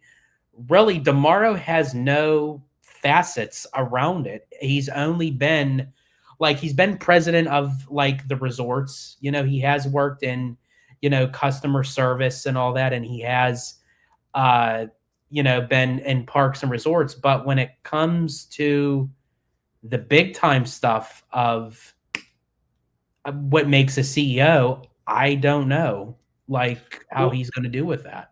Well, see, again, shout out to Kiki and Luca. What awesome statements. Absolutely right. By far, that's what scares me. Again, it's throwing someone that doesn't know all aspects of the company. Now, minus, I think it's been a year or two now. It seems like wherever Iger has been going for, doing, conferences or going to the international parks, notice something. Josh is always with him. So, he might, he might be training him, but again, I couldn't agree more with Kiki and Luca and George, what you're saying as well. If you need to be trained by a former CEO on all aspects of the company, that's kind of scary. And Mr. Brian 13 makes a great point. Maybe that's why they're considering, or maybe even looking at, a co-CEO where Josh handles one half of the company and another person handles the other half of the company. That way the company in whole doesn't suffer. So maybe that's not such a horrible idea. And I don't understand when people say I don't how a dual CEO can work.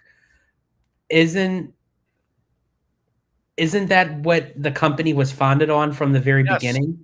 Walt and Roy did it as co-CEOs. They were the Disney brothers, Eisner and Wells. They did it at so I don't understand when they say, how can it work?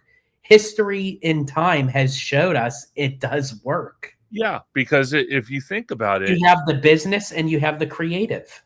Yes. And that's exactly what the company was started on. Roy Disney handled the financial and that type of stuff. And then, obviously Walt handled, the Imagineering and building the parks. So why couldn't we do the same thing? Josh tomorrow has that capability to handle the parks and the cruise lines and experiences. He could be he could be the CEO of that stuff and the Imagineering and all that. And Dana Walden can take care of all the financial stuff, the animation stuff, all this other stuff that maybe Josh tomorrow's not good at. So I don't see why people are saying, oh no, a dual CEO is a horrible decision. No, it's not. Because like George said, the company was founded by Roy and Walt doing a dual CEO, thing and running the company. So again, I don't see why they wouldn't consider that. I just don't. Because if they did a dual CEO position where they have Josh tomorrow, they have Dana Walden, I can almost promise you that Bob Iger would still be in the background, but not for as long as if they only had Josh being the new CEO instead of a dual CEO consideration. Yeah. And honestly, Haunted Mermaid 13 makes a great point as well. Trained to be like him, I think honestly, and even Brian says exactly, I think Iger has a very hard time with everything that he implemented in the foundation as him as CEO for how many years. It's hard for him to let go to not have some sort of control. Yeah. That some decision making that Damaro can make might be brilliant, might work. Yeah. But Iger has to have his handprint on it to say, oh, well, I said that. I encouraged that. Well, okay, so this is a good point right here. So we're getting close to 2026. We're only what 20 no 30 days 30 days from the kickoff of 2026. Personally, I want to like to have seen this back in November or even late October. But if Iger was really considering giving Damaro the keys to the kingdom and becoming the new CEO of the Walt Disney Company, why didn't Iger maybe say, hey, Damaro, why don't you start making decisions, even though I'm still the CEO, and kind of let him kind of take the reins a little bit and see what happens? Because, like you said, George, it's almost like a power control with Iger. He has to slap his name on everything and say, no, that was my idea. No, that was my idea. And never give credit to people that might have been behind it. His name always has to be front and center. Well, if you really want Damaro to be your successor, if that's the case, why not let him have a little creative control and let him make a couple decisions? And you kind of just stand there in the background and say, let's see what happens. Yeah, I completely agree. And Haunted Mermaid 13 had mentioned he's going to be wearing the dark cloak as a Sith Lord lurking.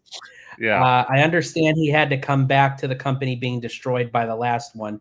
And I think that's why the board is like really hesitant on even making the announcement yet as CEO, because they really, and I think that's probably why they're holding Iger to that accountability to Sure. wait, because I feel like that once he's fully gone, this time he's gone.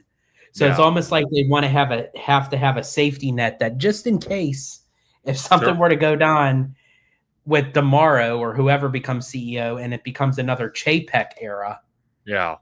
they want to make sure something is, because it would then make the company look like they're incapable. Well, see, here's the problem, and I want to answer Haunted Mermaids 13's comment. I don't, and me and George have talked about this a lot. I don't believe Bob Chapek. I don't believe a lot of his decision making was his decisions. And it came to fruition at some point that Bob Iger was making these decisions. And the problem is, when he was doing that, of course Iger wasn't going to get blamed because no one knew he was making the decisions, because he was still he was still chairman of the board. He was still having major influences on decision making. The only difference was he wasn't front and center in front of the cameras. Bob Chapek was. So when things went down, Chapek was to blame. It wasn't Iger, it was Chapek to blame. So in all retrospect, I'm not going to say that Chapek didn't make a couple decisions that were bad, but the mass majority of bad decision making that happened, including with COVID, that kind of screwed up everything for everybody everywhere. It was Bob Iger playing the puppet master behind the scenes. I think the problem with Chapek was that he didn't know how to answer for himself. No, he didn't. He couldn't say, you know what, I'm the CEO. I know what I'm doing with this. Let me take over and everything. So yeah, I think it was a lot of, and honestly, the PR was not a help either. Disney's PR is, I'm sorry, folks, but Disney's PR definitely needs some like internal unkinking. Oh, it does. And not to kind of get roped into the subject, but when Iger came back, the whole fight between him and DeSantis over the "Don't Say Gay" bill nonsense. What is Disney even doing getting political? What in God's name are they thinking? They are a theme park / animation studio company. They have no business whatsoever getting into politics. So again, I think not as strong into the politics as they did on either side. Well, I think honestly they should just keep it neutral, like right in the middle, and not lean more towards one side or over the other. 100%. Now I wanted to bring up Brian's thing because actually this was also I was going to mention as well. To be fair, Bob has a good handle on the studio side. James Cameron said Bob gave him a full run on Avatar when others in a Zoom meeting wanted to make changes. Mm-hmm. He lets talent do their thing. It was a recent James Cameron interview. And I did actually see that interview that James Cameron had mentioned, because he said that Iger told him like he didn't feel like there was no need for any changes in Fire and Ash. It was perfect the way that it was. And I think for James Cameron to actually like put all his faith into, Iger's statement.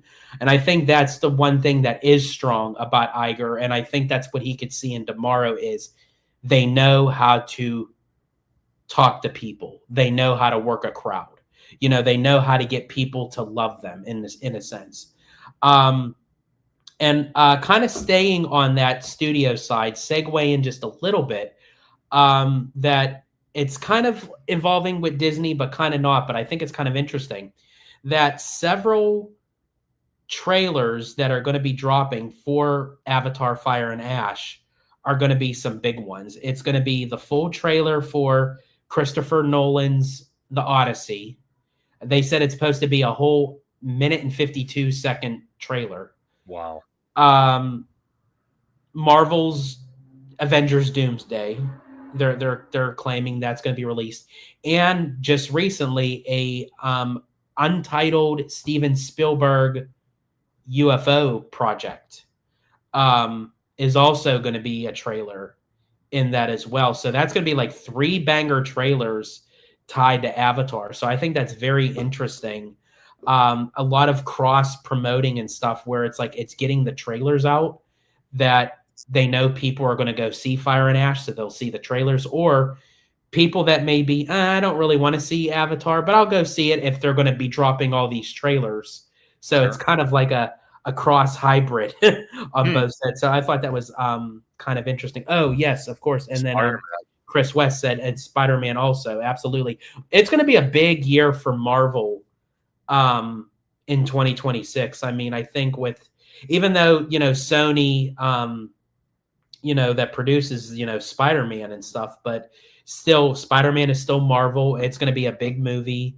Doomsday is going to be a big movie, and then also um, another sequel of Into the Spider-Verse. So I mean, there's a lot to become of this. So I think it's going to be a great year in 2026 as far as like the movies go.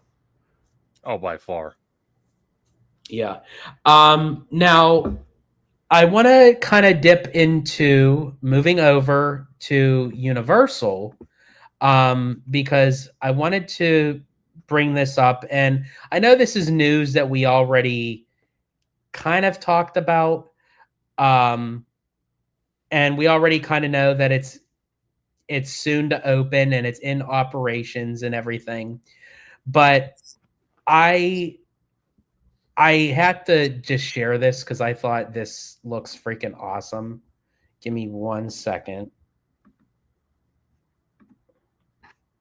So while you're pulling that up, Chris West says some people saying who saw Fire and Ash is a copycat of Way of Water. LOL. Interesting. Huh. Well, we're Abby and I are definitely going to go see it, and we will be doing an out of theater review. So definitely check that out on Holo Gelato because knowing us, we give you guys the full rundown, and we tell it like it is. If we really see it as a copycat of Way of Water, we will let you know. And that's another thing too. Is as I said, James Cameron said that Fire and Ash needs to do quadruple the amount that he spent on it in order to continue on with the franchise. So we'll have to wait and see. That's like putting all his eggs in one basket. Yeah, no kidding. Good Lord. Huh. Okay, so I'm going to share my screen here. And I just had to bring this up because now, let me see. Did it go through to the? Yeah, perfect. Okay. So this is compliments to Universal High of showing basically the ride vehicle moving on the Fast and Furious coaster. And I have to say, it's not even just watching this vehicle going on the track, but it's like watching the cars rotate along with the track. And I can imagine like the g-force of this thing when it because again, you get that same kind of feeling with Cosmic Rewind, but this looks like Cosmic Rewind on steroids because it basically has the same kind of track layout that kind of Velocicoaster has. So as I mentioned before, it's like Velocicoaster and Cosmic Rewind had a love child, and that's Fast and Furious Hollywood Drift. Exactly. But I think now I wanted to ask you because you've been to Universal recently and you've been doing some coverage on it yourself. What say you on like as far as like looking at the vehicle? Have you seen the vehicles move like in person?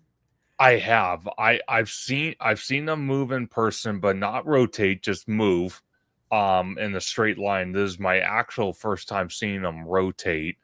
So I'm super excited to see this in person on the 4th when we're there because I'm sure they're going to have them going. One thing I would emphasize is once this attraction is open and once they start gaining their revenue off this attraction, because it's going to attract people to the park and attract more people to buy an annual pass and whatnot. I would say going in the near future, I would like to see a lot more theming go into this attraction, not just on the outdoor queue, but also in the track layout. I kind of feel like they cut corners a little bit on the theming on, throughout the track layout and even on the outdoor queue because Theme Park Obsession, Universal High, I think even Theme Park Wizard posted it that they were putting up these kind of like metal, almost like roofing type sheeting on the outdoor queue And it almost looks like they ran out of funding to put like that plexiglass all the way around so you can kind of see through. Um, and then they really don't have any theming on the track layout at all. So in the near future, once this attraction opens, I would really like to see theming go throughout the track. I think it's absolutely necessary, but I couldn't agree with you more. Watching this, it just entices me more and more to ride this. I cannot wait. I'm a thrill junkie, so I love this type of stuff. I'm not Six Flags thrill junkie worthy yet, but this is getting pretty close to my comfort. So I cannot wait for this. But like I said, in the near future, I would like to see more theming throughout the track because I think it needs it. It's missing that for sure. Yeah, and I think the thing with that is I don't know if they're going to add a lot more theme because when Abby and I attended the LA Comic-Con, we attended the Universal panel, and Universal basically said this is not really for Fast and Furious. This is more so to pay tribute to the stunt men and women in the industry. Yeah. For which I thought that was kind of interesting. Then why even put it behind Fast and the Furious in the first place? But I think it's because Vin Diesel, aches for like being in an attraction. Yeah. And I think that since that they like were going to remove that part of the tram tour and everything, and they're like, okay, well, if we're going to do this for like the stunt men and women and everything, we might as well just tie it into Fast and the Furious, And I think in time, I don't know how long the franchise is going to hold up as the coaster itself because of the lack of theming. But who's to say they may just keep the roller coaster and just keep changing out like of what the IP could be. The IP and the ride vehicles and whatnot. So it's more than possible, but I honestly don't think Brian Roberts and Universal Creative would be that stupid to build something this ginormous with an IP that's already had 2 previous attractions in the park and didn't last if they didn't know something we all don't. They went and not, torn down the Castle Theater. They went and not torn down the Animal Actors Theater show. And they went and not spent all this money on special foundation work for this coaster if they weren't sure that this coaster was not going to last for years to come. Oh yeah, I think the coaster is going to last years to come. I'm just curious to see the title of Fast and the Furious. Sure. That's to still be seen. But yeah, the coaster itself is there to stay regardless. Now, I do want to mention, too, because you had mentioned about Six Flags, and I do want to mention this to everyone. For all of you who go to Knott's Berry Farm and or Six Flags, I think they just started it today. They merged the Knott's Berry Farm and Six Flags into one app. So the Knott's Berry Farm individual app is no longer available. So you have to download the new updated Six Flags app that then has the incorporated Knott's Berry Farm information in that. So for sure you guys may have seen it. You may have known it. You might have already done it. But in case if you haven't, that's a good little piece of information to have and know if you decide to. Now I want to come back up to some of the comments if it would have let me. There we go. Where'd it go? Okay. So Remy D says, with all due respect, how do you guys know that Iger was making all these decisions? It seems like hearsay to me. Yeah, I mean, that's the thing, Remy D. It's like nothing is ever going to be admitted, if there was. I think it's just more so. But the fact of that during Walt Disney World's 50th anniversary, when Chapek was CEO and he had Iger standing right next to him, like on the stage, and you can cut the tension with a knife. It was so thick. And I just think that Iger wanted to still be in control, but because with COVID and everything and not knowing what it was all about, he didn't want that on his shoulders. So he jumped ship. He threw Chapek into the lion's den. Chapek wasn't prepared. No. He wasn't ready. And honestly, I don't really think Chapek was that best as a parks chairman either. So to be pushed into the CEO role, I'm like, oh God, this is going to be a disaster. Yeah. But I do think Chapek was needed for certain things because Chapek was a numbers guy. And I Yeah. feel like we needed him for certain instances to keep the company, the studio, and the parks afloat while we were going through this worldwide crisis. And that's why I still say if you have a dual CEO, you have a business and you have a creative, then there's no way that you can lose. I mean, yeah, Yeah. it's going to be rocky. There's going to be a roller coaster up and down, no pun intended. But if you have a numbers person that does the business and does the books, and then you have a creative, you got both ends of the spectrum because the Walt Disney Company is so big.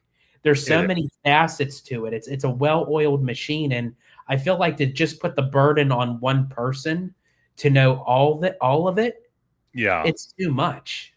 it is. And to also for myself to answer Remy D's comment, again, it is speculation. The reason I mentioned all that was because I was listening to people that are the status of like WWNT, that type of status where they have people that actually work for the company, that they're hearing stuff. So that's where I was trying to get my information from. So that's why I mentioned all that, because I've heard that time and time again. Um, I just, in all reality, I think Chapek did as best as he could for the situation he got thrown into, with also dealing with a worldwide pandemic that affected everything. And I mean literally everything. So, in all due respect, it is speculation, but from what I've heard from reputable sources, over the years, hearing stuff there and here and putting my own process to it, that's what I've come to conclude. But again, it's not factual. Like George says, they're not going to come out and state that, because obviously it looks bad if it is the case. But we can only speculate. But that's just my point of view on that one. Oh, you're muted. Yep, as soon as I started talking, I just realized I was muted. So Brian says, I remember you said you were more excited for Zootopia 2 compared to Avatar. Do you still feel that way after seeing Zootopia? I absolutely love Zootopia 2. For everyone who has not seen our out of theater review of Zootopia 2, definitely check that out on Holo Gelato. To answer your question, Brian, I will let you know as soon as I see Fire and Ash. I think once I see that, then I can have like a comparison, and then I can say my feelings of being more excited for Zootopia 2 over a little bit over Fire and Ash was correct. Or I may come off and say, you know what, I was excited for Zootopia 2 more, but honestly, Fire and Ash took it home. So I will definitely let you know. I will have a full, substantial answer for you once I see Fire and Ash. Absolutely. Let's see. Let's see. Okay, let's see. Shouldn't you guys put a big asterisk? Can never say that word, but you guys know what I mean.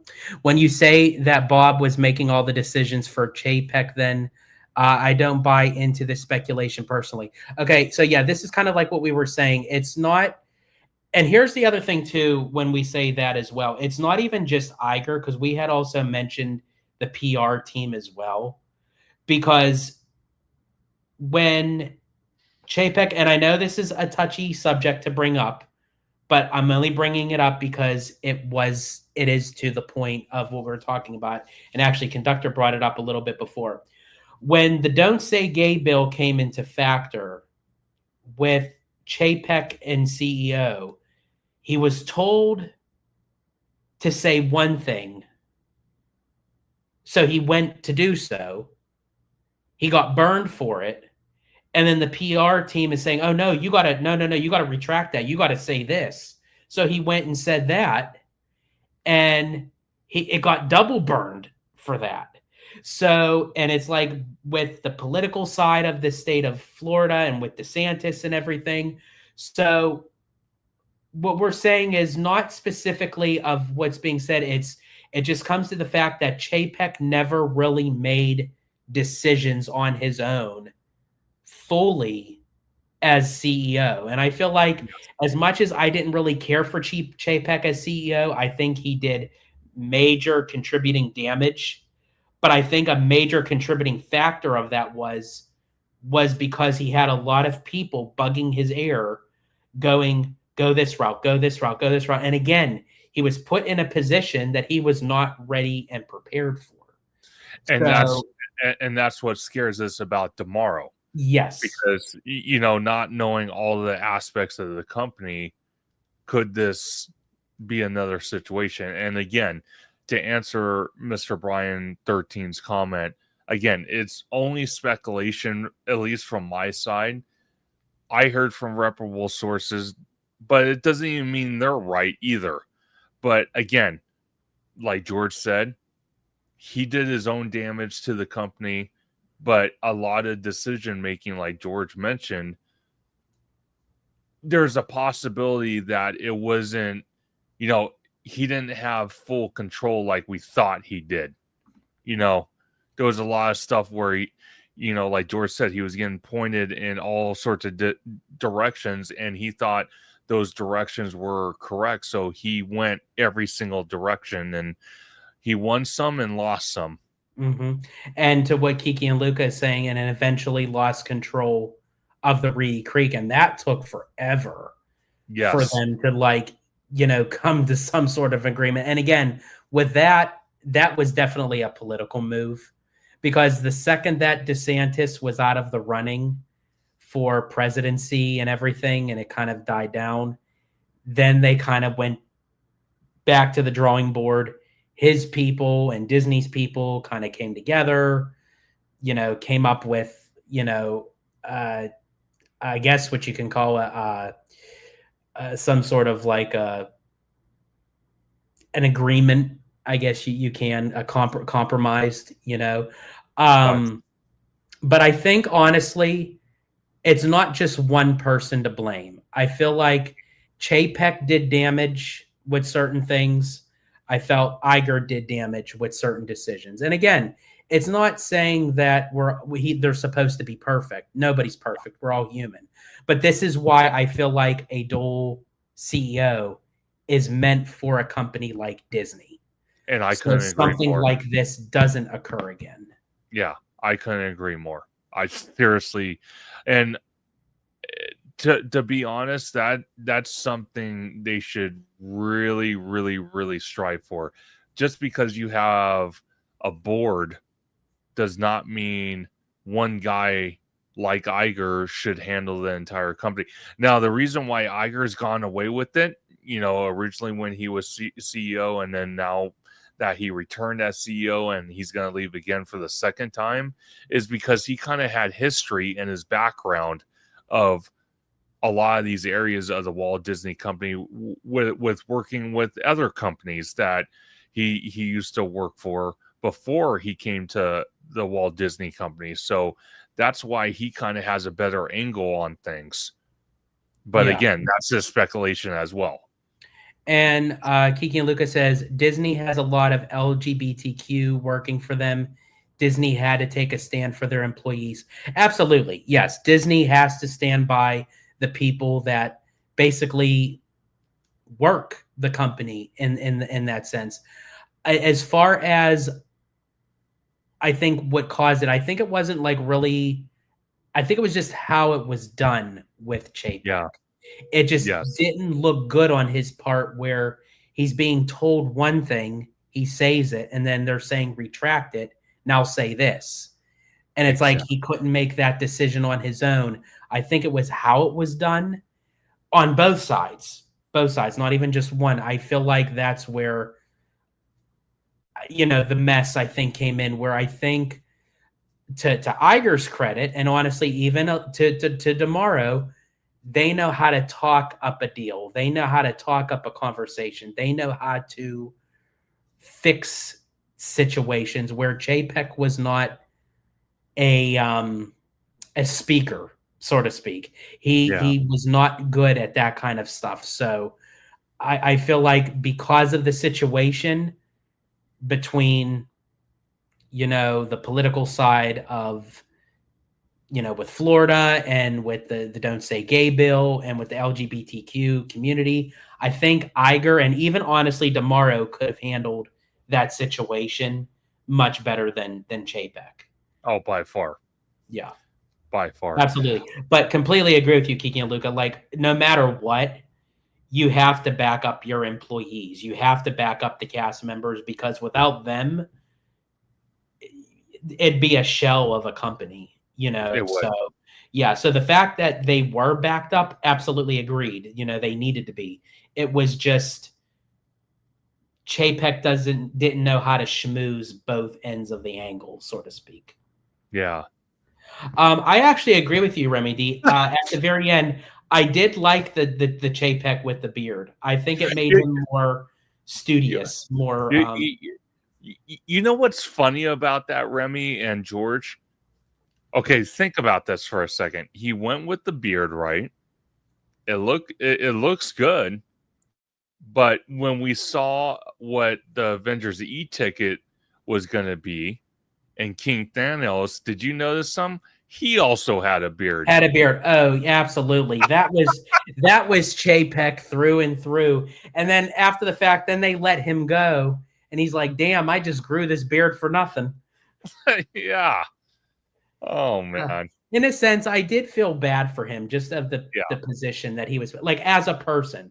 I'm for sure as a person, he's a really nice guy, and it's nothing Oh, against sure. him. I'm only speaking of how his report was as chairman of parks and then eventually CEO um, for the Walt Disney Company. When he worked in consumer products, I thought he did really well. Definitely. Because again, he was a numbers guy. When he was a genius when he came up with the fact of releasing Disney DVD movies and then putting them back in the vault kind of thing. Yeah. Like he worked that with Eisner at the time, and it worked, because people were buying the DVDs saying like, "Oh, we need to get these before it's gone for another 10 years." Exactly. And then definitely right here with Haunted Mermaid 13. Much love to all the cast members. Absolutely. Cast members is a big part of what makes Disney Disney, and you know, whether it's in the parks, whether it's in the studio, what have you, they make the magic happen. So, best of love to the cast members.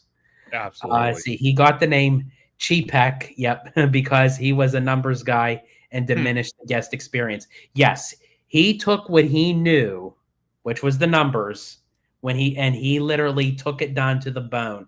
I still, for the life of me, I still don't know why Magical Express was taken out. I still don't even know why they haven't brought it back. They brought back some sort of thing with it, but Yeah. keep Magical Express. I'm sorry, Magical Express and the Great Movie Ride. I will never forgive Disney for removing those entirely. Yes. No, I'm sorry, 100%. Disney. There's a lot of things I agree with you on, but there are some things that I disagree with on. And the Magical Express and the Great Movie Ride, I'm sorry, that hit me big Yeah. time. No, it absolutely did. And Haunted Mermaid, oh my gosh, her comment is actually spot on. Because when I did my Conductor Sunday live stream on Sunday with OG and leaving today's podcast, she was she was in the chat, and I tell you what, towards the end there, I was on a rant, dude, because I'm like, Disney this, cheap this, cheap that. She was sticking around for all of us, so I give her kudos for that. Not just being a cast member, but listening to my ranting. I will have to make a shirt that says that Haunted Mermaid 13. One of these days, I will make a shirt that says that for sure. There you go. And Kiki and Lucas says Magical Express was huge because it kept guests in the Disney bubble. Absolutely. I loved the Magical Express. It was literally leaving, you know, the outside world. You land in the Orlando International Airport. You have your luggage taken care of by Disney. You get on the bus, and the magic starts literally in the airport. They take you to your resort. You get picked up at the end of your stay, dropped off. Again, luggage taken care of. Like, that was like the creme de la creme. Like, I don't know, you know, why that was even a consideration to get rid of. Yeah, So, it's crazy. and Kiki and Luca says Mermaid has always been one of the best contributors on all of the Disney YouTube channels. Absolutely, we're happy that she's here and glad. And I absolutely love the conversation. Contributing to the topics and everything. So yes, absolutely. Thank you so much, Haunted Mermaid 13, for being here. Absolutely.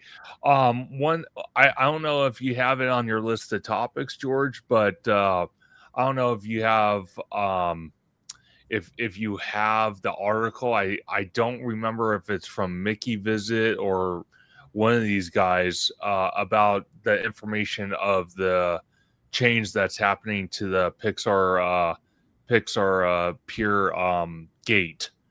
Oh yes, I will bring that up. While I look up that, actually, I forgot you were talking about um, the Olaf, and you didn't get to finish. Oh So, yeah. So while you're doing that, so the Olaf character, absolutely incredible. The latest episode of uh what's the YouTube channel called? I keep forgetting what it is.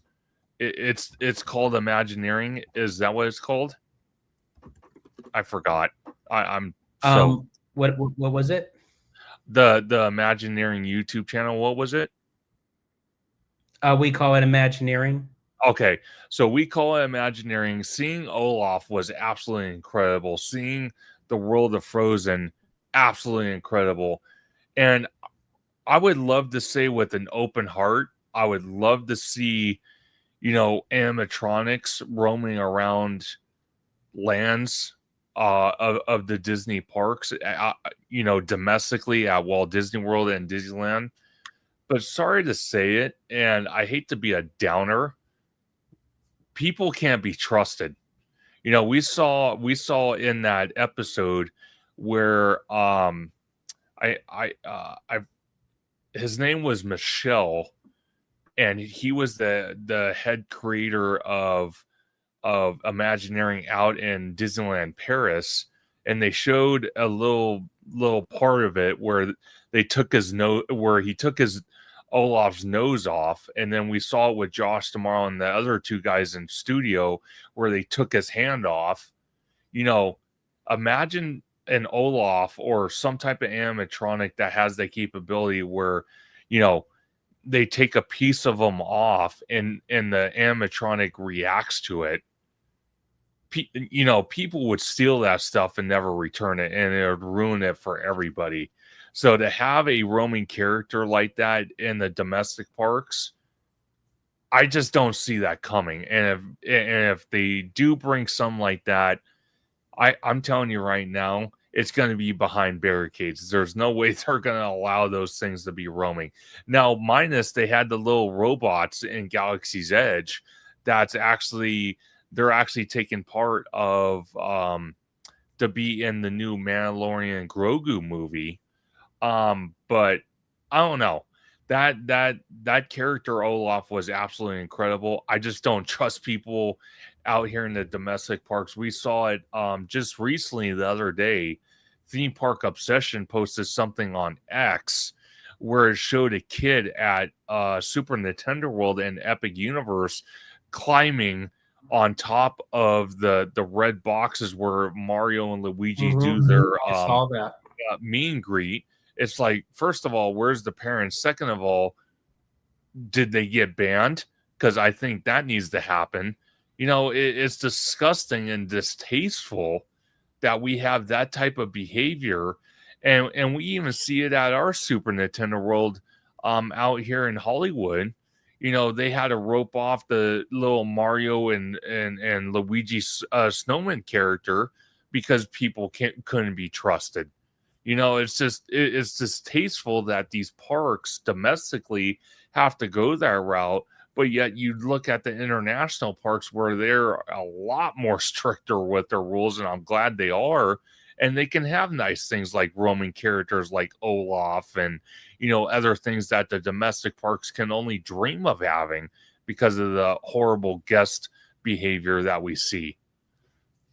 Yeah, I completely agree. Like, we ruin it for ourselves. We really Yeah. do. We cannot have nice things because people just don't know how to be respectful and follow the rules. And it's just creatures of habit where we just like know what the rules are, but we're like, you know what? No, we're not going to do it. Yeah. But Haunted Mermaid 13 says, I can't be trusted near the baby droids at Star Wars Land because I know I'll grab one and bolt. Oh, hey, at least you're honest. At least you're not Hey, trying yeah. She owns up to it. She's like, that's me. So, and Zachary Cleary says, I appreciated the great movie ride. That ride showed films that changed Hollywood forever. As a movie type of guy, I really do appreciate a lot more. It's really, really sad that they took it out.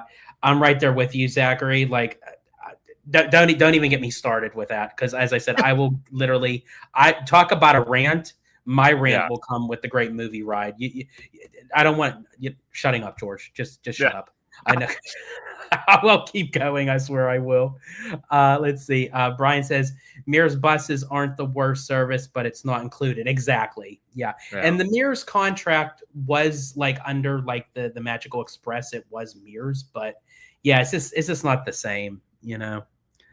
And then really quick here, Remy D, I saw a YouTube video the other day on the history of Magical Express. The host made good points on why they took it away. The job of ME was to increase hotel occupancy, and Disney reached their goal. Interesting. I'll have to check that out. Yeah. And then we have Mademoiselle gifting 5 Hollow Gelato memberships. Thank you so much, Mademoiselle. Greatly appreciate you. And for all of you who got those memberships, I hope you'll be able to enjoy it. As I said, there will be a lot more member exclusive content coming your way, as long as with the other regular stuff on the channel. So definitely enjoy it for sure. Let's see. Remy D says SNW should have had a kids play area themed to platforming in the Mario games for a Super Nintendo world. Yeah. Then these kids can parkour to their heart's content. Exactly. And I couldn't agree more. And before I continue, thank you, Mademoiselle, for gifting those 5 Hollow Gelato memberships. Deeply appreciate it. But to answer Remedy's comment, absolutely. If you look at Hollywood, they have Jurassic World the ride, and then they have the kids play area where they climb all over stuff and touch and grab and all this other stuff. So I don't see why Nintendo couldn't do it, but they didn't. So this is what we're left with: horrible guest behavior. So yeah, that's what it definitely. Let me see. Just catching up here. Let's see. Do you know about the infamous mayor of Toontown? It's a squirrel who takes sandwiches out of guest bags. Oh, there was a squirrel who snatched an eye from a Mickey stuffy at Tomorrowland. Oh, geez. It's interesting. Disneyland squirrels can't be trusted. Yeah, here's the thing. The animals at the Disney parks, they feel like, you talk about like high end, like they know their business. They're like, this is our special access. We roam around and we get to do whatever we want, especially like the Disneyland ducks. Here's the thing. The Disneyland ducks love turkey leg. Those things are freaking cannibals. They will eat they will devour a turkey leg till the cows come home.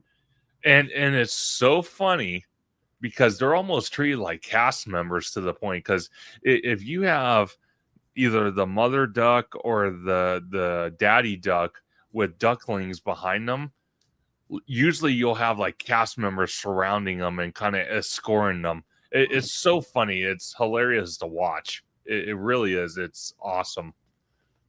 Oh yeah, absolutely. I always said if I could be like reincarnated into another life, like after like I pass on, I would want to come back as a Disneyland duck. Oh, Like just to 100%. chill, walk around in the park all day, get fed, like I'd be in my freaking glory. Oh, yeah.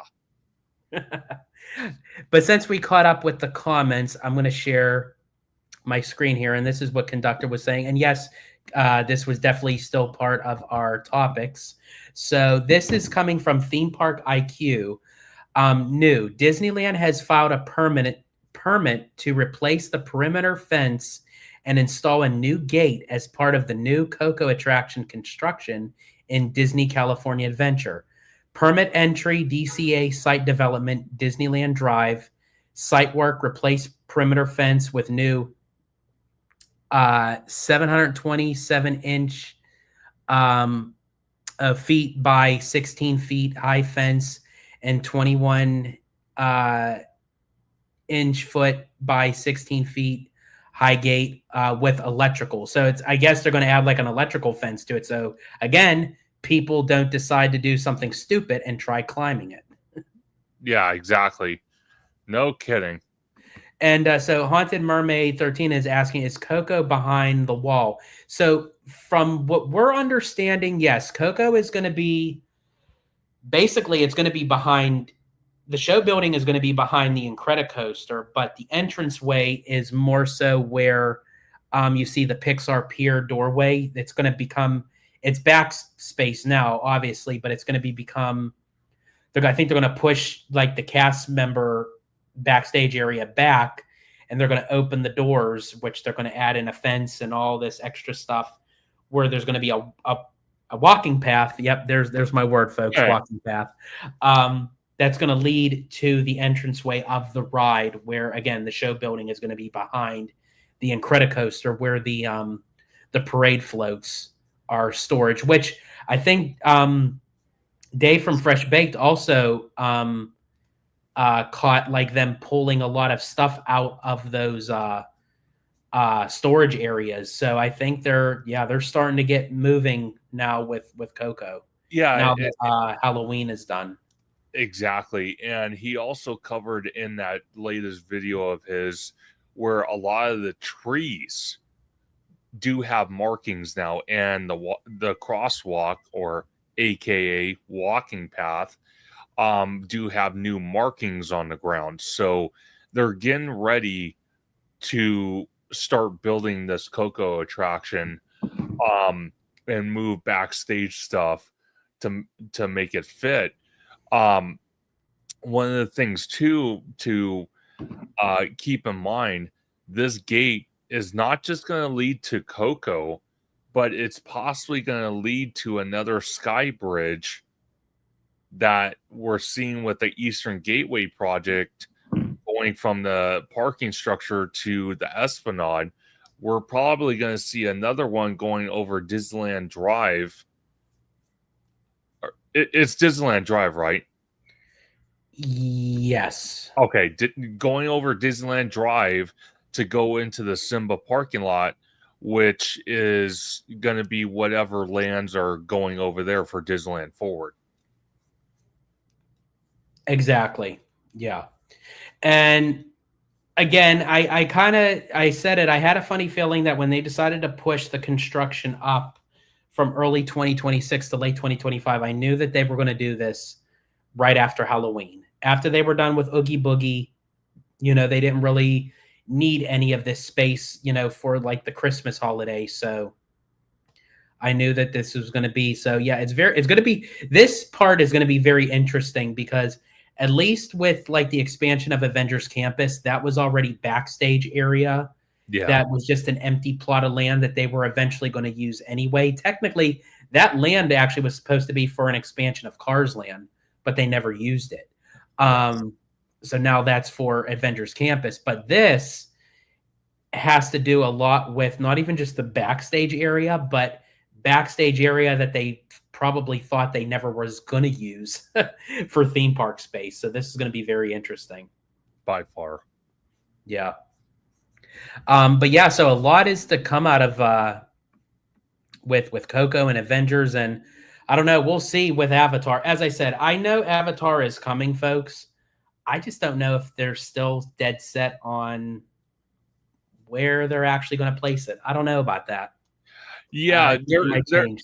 there are some people that are 100% convinced that it's going in the Hollywood backlot. Like I said, they have not shown not one piece of concept art that definitively shows it's going in the Hollywood backlot.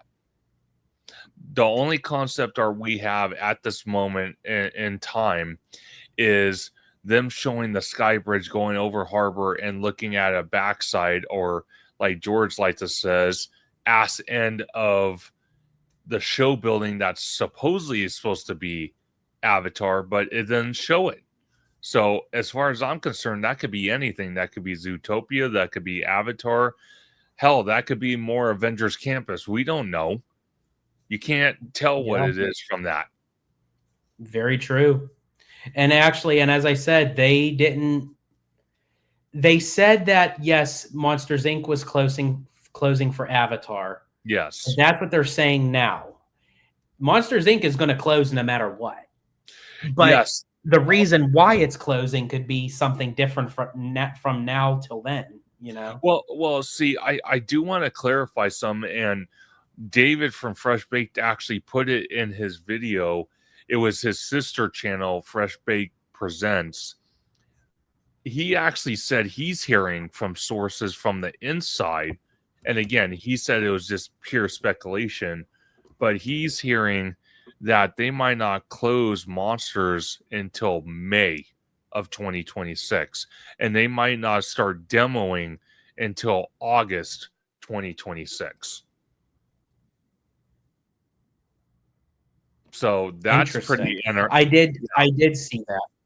Yeah. I did see that, yeah, because he mentioned like there's a possibility it may not be closing till May. Yeah, May, I think he mentioned, of 2026, which is more like later on in 2026. So, I mean, they said that they would work on Avatar in 2026. They didn't give a specific time. But I guess, I mean, they still could, but I don't know. I think honestly, if they would get this Eastern Gateway moving, that they could eventually move Avatar over to the Simba lot. Yeah. And then use the Hollywood land for Zootopia. It's a win-win for everybody. You get Avatar and Zootopia. Exactly. And you don't have to spend money ripping Hollywood Boulevard apart either. So you save money in the long run. So it's just again, it's the decision making they're doing. And I'm still not 100% convinced that Disney really convinced James Cameron to shoehorn Avatar in that little tiny spot, even with the bus load and unload area. I am not convinced by far. Yeah, I'm not either. And here's the thing, even if they do and they make it look great and they say, hey, you know, we take this so much out and we make it Pandora, it's still the transitioning from Buena Vista Street into Pandora into Avengers Campus. And that's why I brought up earlier, is Disney going the route that they're doing with Adventure World over in Paris? Because there was a lot of talks that Pandora might be going into Adventure World eventually. So it's almost like the transition of how like you have each section with, and they're using the term adventure. So it's like eventually DCA is going to be a completely different visual of what we see it now today. Oh yeah.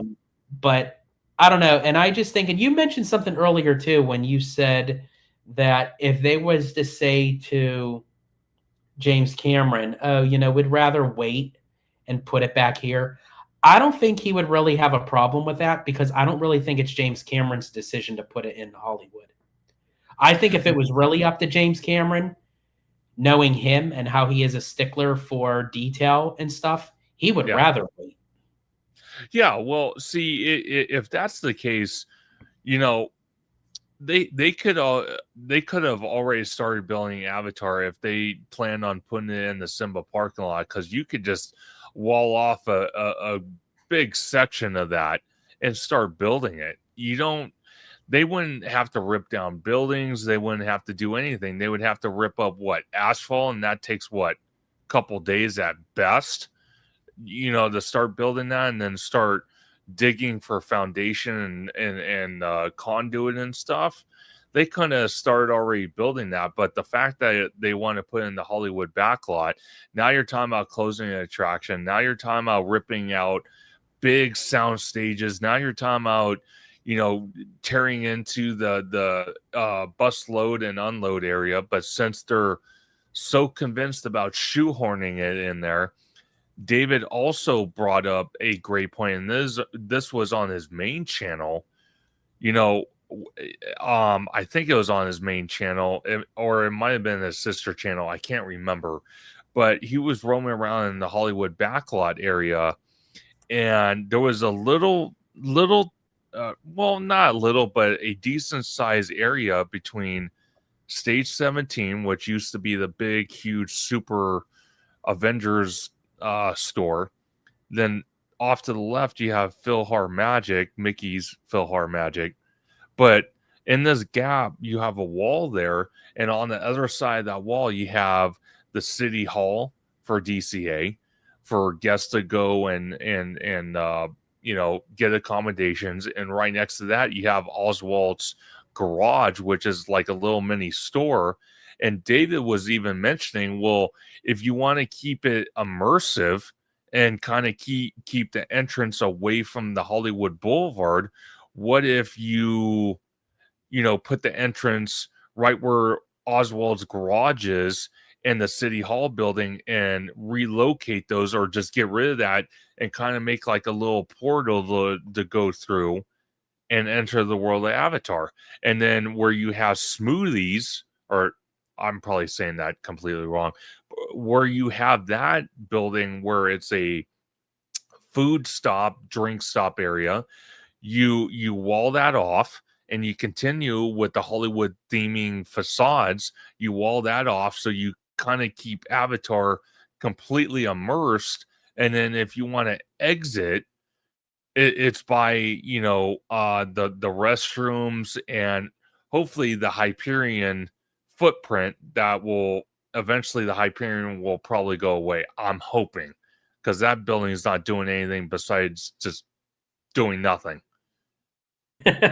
Yeah, just sitting there and I'm sorry, the facade on that building is god awful ugly. I'm sorry. It's horrible. I think honestly, the theater inside is beautiful. I think, sure. But if you're not going to utilize it, and again, I know, good friend of ours, Bricky, mentions like they hold like private events and parties and stuff like that. But I think in the long run, it's still not enough. I feel that it can hold on its own, so that's just me. I think eventually, I agree with you. I think it's going to go. But Mademoiselle here says, Zootopia is going in DCA backlot. I'm manifesting it. Plans can still change. There you go. She continues, let's get a petition going. There you go. I'm down. And then I have to, Luke, I have to say, this is funny. I don't really care about Coco or Avatar or King Thanos. I really want Cosmic Rewind. How do we get one of those? So basically everything that DCA is getting, Kiki and Luca is saying like, screw it all. Hey, I love it. I'm down. That's great. I love it. Excuse me. And I have to say, Kiki and Luca, with Cosmic Rewind, it's my favorite ride in all of Walt Disney World. So, I can't wait to ride it. I'll tell you that. Yeah, I can't wait to see your thoughts on that. And let's see. Remy D says, what do you guys think Zootopia replacing the indie show in Hollywood studios? I could definitely, if they're going to bring Zootopia done in Walt Disney World, it definitely needs to go into Hollywood studios. And that's why I feel like Zootopia is a great fit to replace Hollywoodland. It fits into that realm that it can move seamlessly. And now, as far as to your question in indie, The Indiana Jones Epic Stunt Show obviously is one of the first shows that ever opened with the park in 1989. When the park opened in 1989, excuse me. Um, and I think honestly, it's due for something new. I think it had a great run, but I'm ready for something different. I'm ready for something new. Um, and I think Zootopia would be a great fit if you take that like the amphitheater and the backstage area and everything, and you got a big plot of land there. We have Tones TV, Tones Poppy in the house. What is up, Tones? Welcome in. Let's see. Indie is a timeless show. It's good. I actually have to say, I really do enjoy the indie show. I just feel like it's time for something new to actually have all that space just for one show. Sure. Um, and it kind of and yes, it is true, Brian. It's very true. They do still bring in the crowds. My thing is with the indie show is I don't really care to see the behind the scenes of how they make the show work. Like I don't want to see that. Like I don't want to see people pushing the boulder, the rubber ball back into the cave. Like I Yeah. just want to just see the ball rolling and Indy has to escape it. Like that to me is like really cool. I don't need to see the behind the scenes stuff. Absolutely. And I just want to clarify some. If Zootopia comes to the domestic parks, I don't want it a situation like Galaxy's Edge where both Disneyland and Walt Disney World have it. It's either one or the other. I don't want this dual, you know. Yeah, I don't either. Not unless they're going to give like two different variations and Yes. something, but they're not going to do No. because they're going to save money and just make a replica copy of it. That's Exactly. So right. I rather either one resort has it and one doesn't. That way it entices people to go enjoy it. Personally, for me, again, I know Walt Disney World with all the attractions combined, they're almost the exact same number or close to the exact same number of attractions that the Disneyland Resort has. But quite frankly, I'm going to be honest with you. I rather see Zootopia go in the Hollywood backlot at DCA. I think Walt Disney World's getting a lot more love because again, I agree. I think right now, I think Walt Disney World has a lot going on yeah, right now that I don't think they really need anything extra. But even to that point, now I'm actually going to eat a little bit of my words here because when I lived over on the East Coast and I would fly over here to California, sure. one of my favorite things that I looked forward to was going into Cars Land. Oh yeah, I absolutely love Cars Land because it was original and it was the only one of its kind.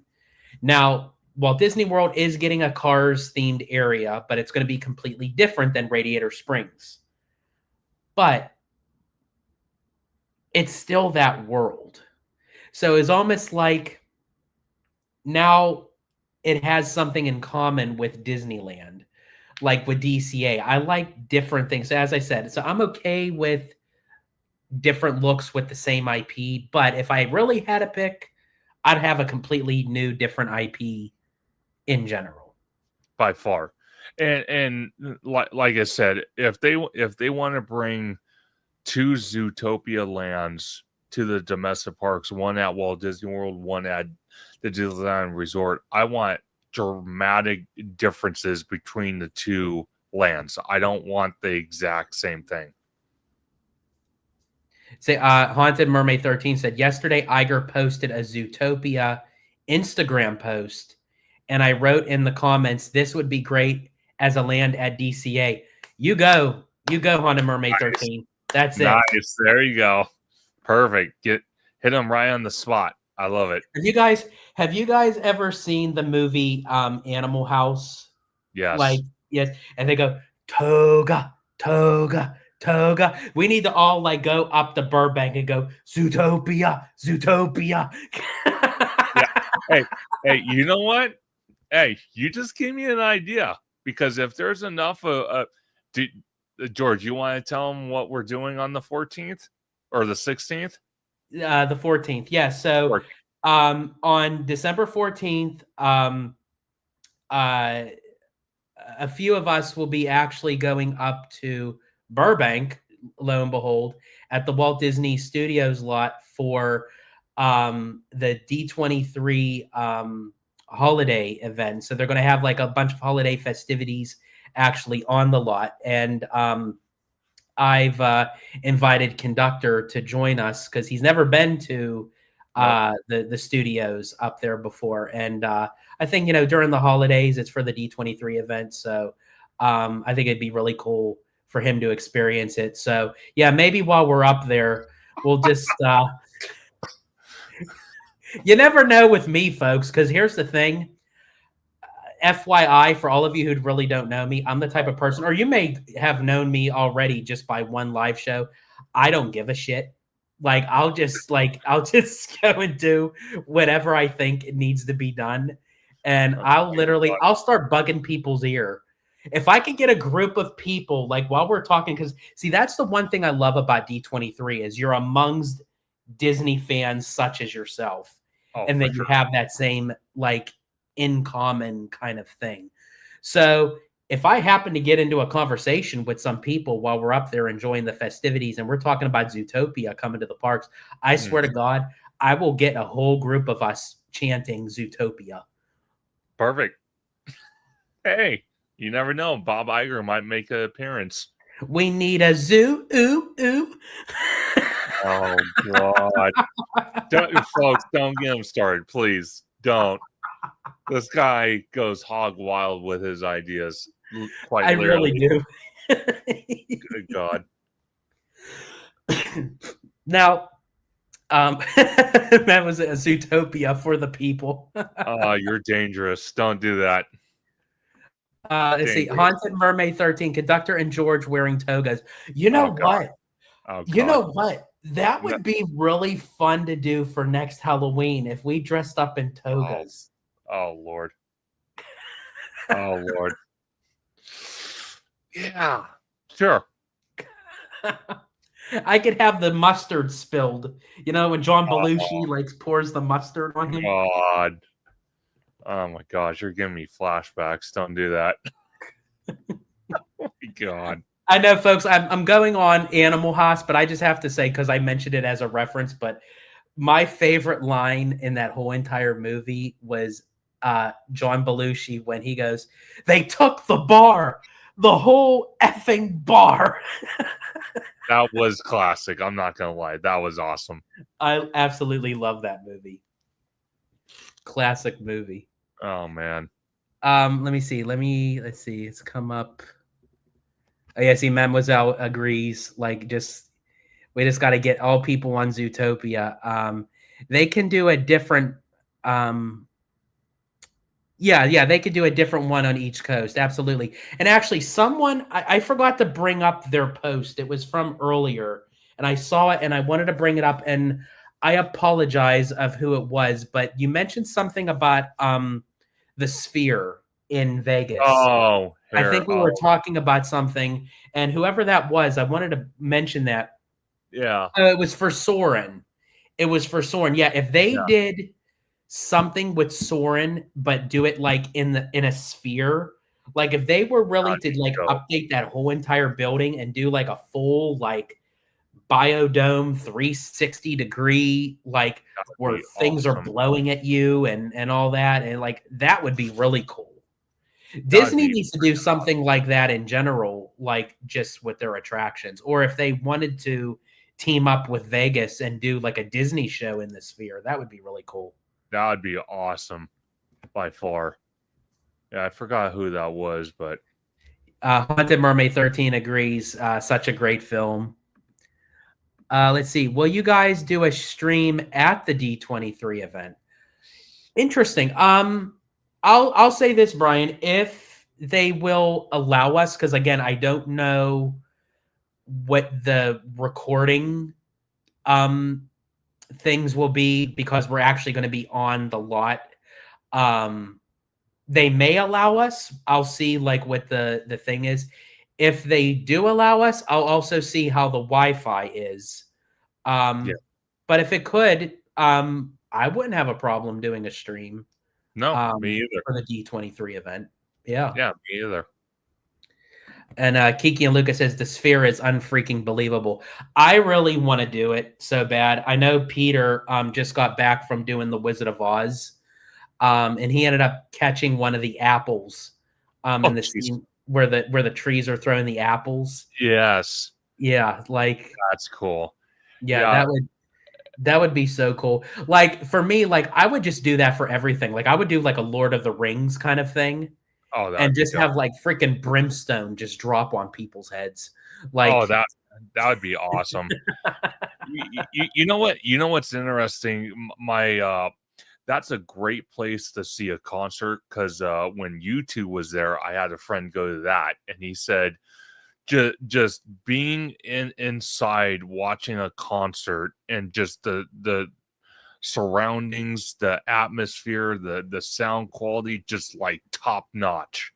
So, oh yeah, it's freaking unbelievable by far. Oh yeah, I believe it. Like that, I can't believe like that's going to be like the future of things that, to come. Like, and that's the one thing I think is very popular in Vegas right now. So, oh yeah. Yeah, so I can't wait to actually experience it in person because that's actually where the Backstreet Boys actually play too. Yeah, and it's so funny because the Sphere has been it's so common now to see it on Instagram posts, social media posts in general, and some of the sports games kind of use that as a reference. Oh, there you go. Remy D. It was his comment. Let me see. So Remy said it was his comment. Oh, okay. Yeah, yeah. Sorry about that, Remy. Yeah, I knew someone brought it up with the Sphere, and I looked at it, and then we just got on to the topic, and I meant to go back to it, and I forgot. But since we were talking about all this, it reminded me. So yeah. So thank you for bringing that up. Definitely. Now, I wanted to share my screen again because I talked about this, I believe, on a past live or a video, but I wanted to get your take on it, Conductor, because we were talking about Imagineering. So this was on, I believe, not the recent, we call it Imagineering. I think, or maybe it was the recent. It was either the recent or the last one. It was. Okay. So this was this actually came from Scott Gustin. He posted this on November 24th. Walt Disney Imagineering shared insane video of its next-gen real-time front-facing projection mapping, adding new emotions like crying and blushing. Disney says the tech will bring characters like Mike Wazowski, Lightning McQueen, and even Hades to life. Now, I thought this was unbelievable of what they actually did with the projection mapping and how they literally are able to make realistic like tears of someone crying, blood if someone gets hurt, blushing in the cheeks. And I just thought that was amazing. And again, if this is part of the R&D, I really want to see this incorporated in the park attractions as the next gen thing. But I thought was very interesting is the characters that they just gave as like who they can utilize. And it was Mike Wazowski, Lightning McQueen, and even Hades. So obviously Lightning McQueen, they already have him utilized, in Cars Land. They could update the the Cars audio animatronics or what have you. For Mike Wazowski, with the new Monsters Inc. land, there's going to be the Monsters Inc. ride. They could utilize him in maybe for like a pre-show or in the queue or in the ride itself. Or there's also the show, the Monsters Inc. show that's taking over the Muppets building. So that could eventually be utilized. So we can kind of see where that's going. But when they mentioned Hades, that I thought was very interesting as kind of like a little nod or a little teaser to say, is Hades going to be one of the villains that they make like a full audio animatronic with this new tech in Villains Land? Is he going to be utilized in the land itself? Is he going to be utilized in one of the rides? So I think it's very interesting that they mentioned Hades. But what say you on everything, the tech behind it, and the characters that they mentioned of that can utilize this tech? Absolutely. So the tech is absolutely incredible from where they started 70 years ago to what they have now is just mind blowing. And to see this, it's just absolutely incredible. The way, you know, with the tears, the cut for, like, you know, if he gets cut and blood's dripping, or just, you know, just the lifelike of it, it's absolutely incredible. Now with the characters they're talking about, Mike Wazowski, Lightning McQueen, and Hades. Hades is a dead giveaway for, like you said, possibly something we could see in the new Villains Land going in the Magic Kingdom. Um, my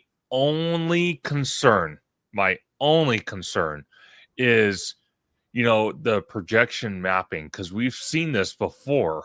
This is obviously new, like a newer, upscaled, but we've seen projection mapping before, you know, with the Arendelle, or not. Yeah, well, Yeah. yeah, where her face either went completely black and it was like looking like an Omen character from one of the devil movies, or you see where it says Microsoft across the face where there should be a face. So that's the only thing I kind of have an issue with. I'm kind of old That is school. true. I'm old school to the point where I actually like seeing the animatronic actually speak, and you can see their mouth moving, like actual moving. I can agree with you on that because it is fascinating, which again, I absolutely love it. I think it's brilliant of how it actually looks. But I also speak to that when it's working. If Yes. it's not working, what is it going to look like? You know, I could also maybe even see them utilize this for Madame Leota, Oh yeah. possibly, in the Haunted Mansion, or the Hatbox Ghost. They can make him a little bit more realistic looking. Um, but yeah, I do agree with you in the sense where I wonder if they can utilize the tech where it's not necessarily their face, but maybe like for Hades, like his fiery hair, Yes. and but still keep the rest of him as a full-fledged audio animatronic.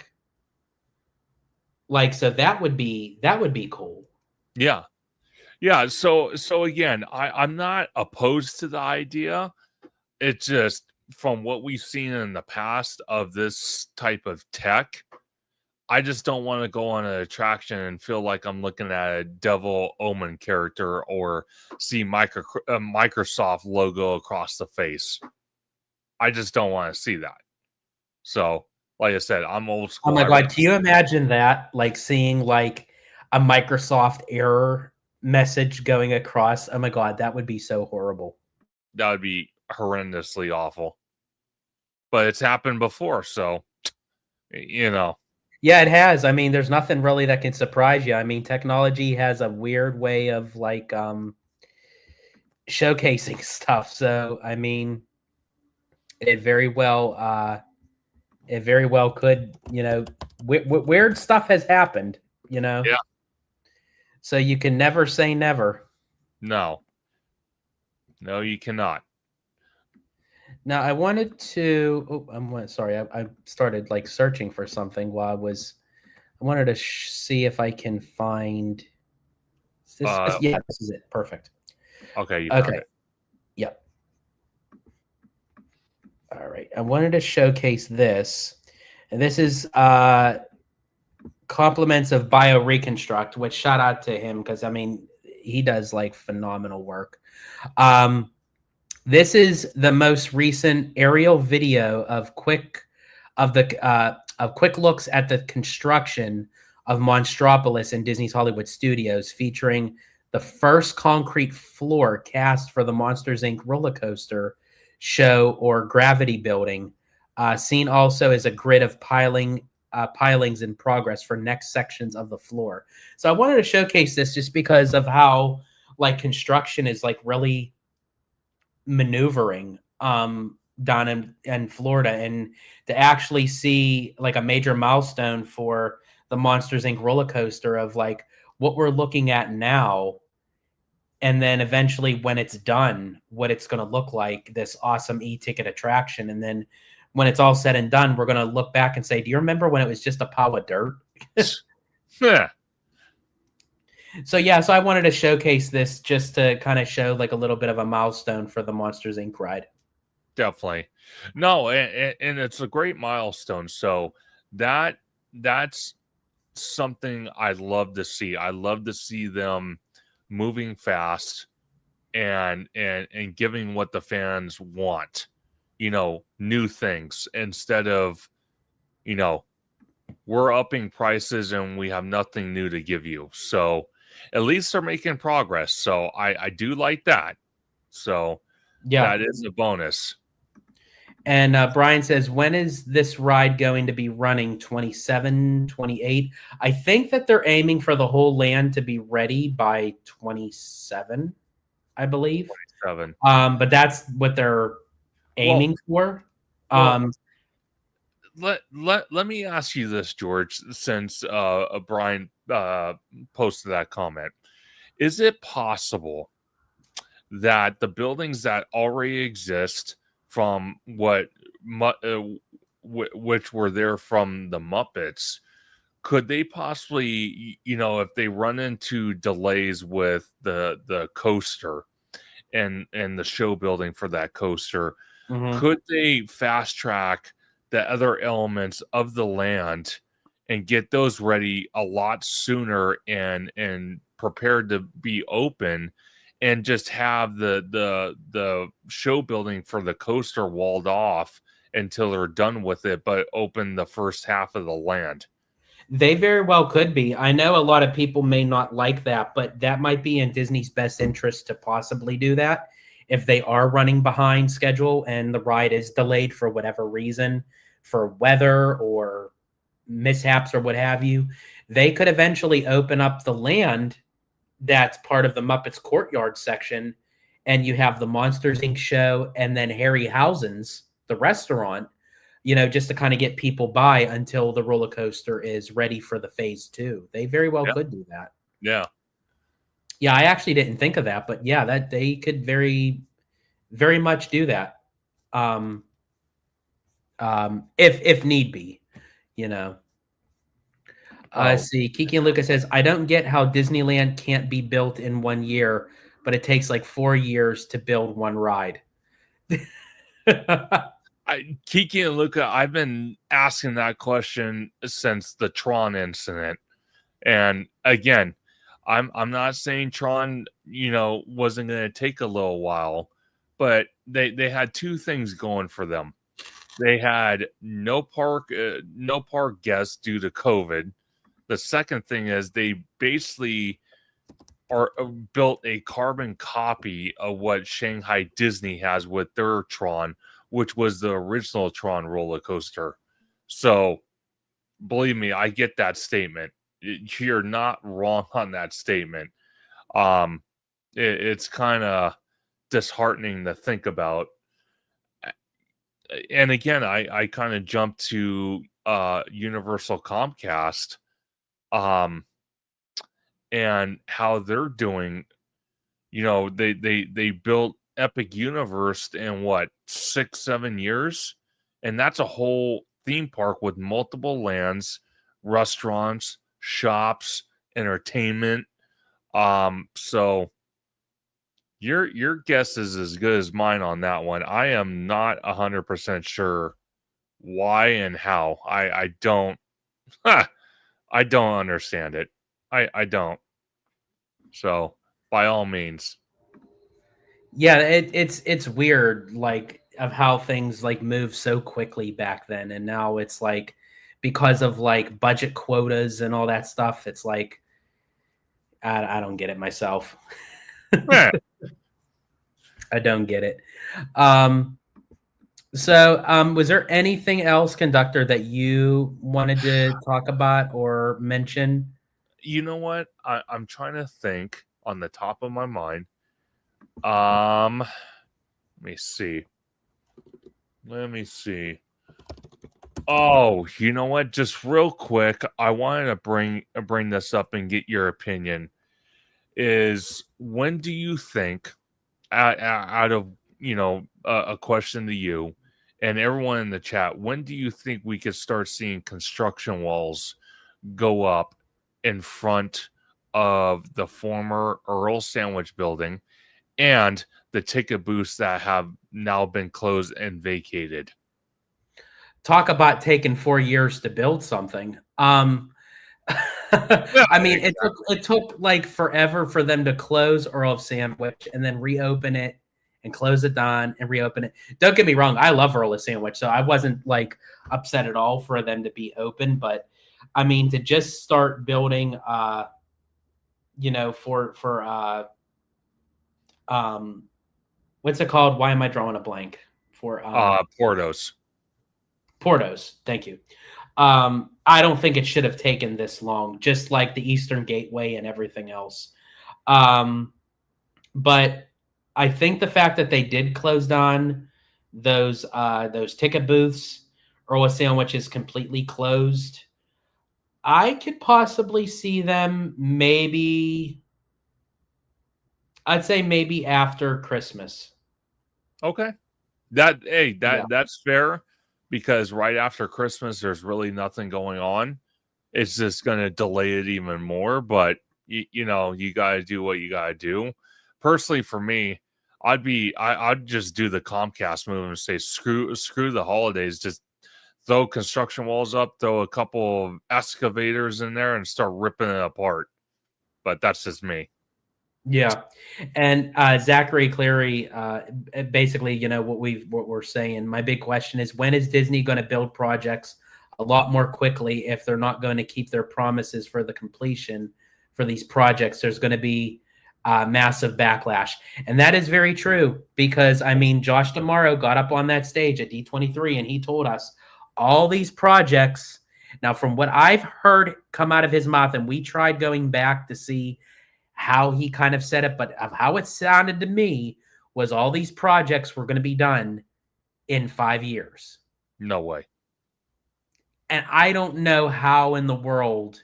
Here's the thing, all these projects are moving. Like, I'm going to share my screen right now. This is also from Bio Reconstruct. And this is actually from don't want the music.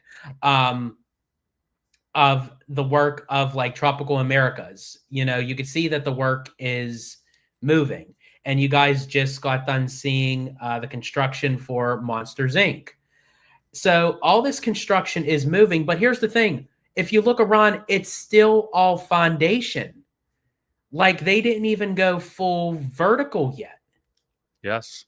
They didn't. So like I can't see I can't see the Encanto house yet. I don't see like the skeletal structure of it. Like I'm glad that they're still working on it. Progress is moving, but is it moving as fast as it should? I'm not so sure. Me either. And to answer Zachary's comment as well, personally for me, this is where Disney gets into trouble.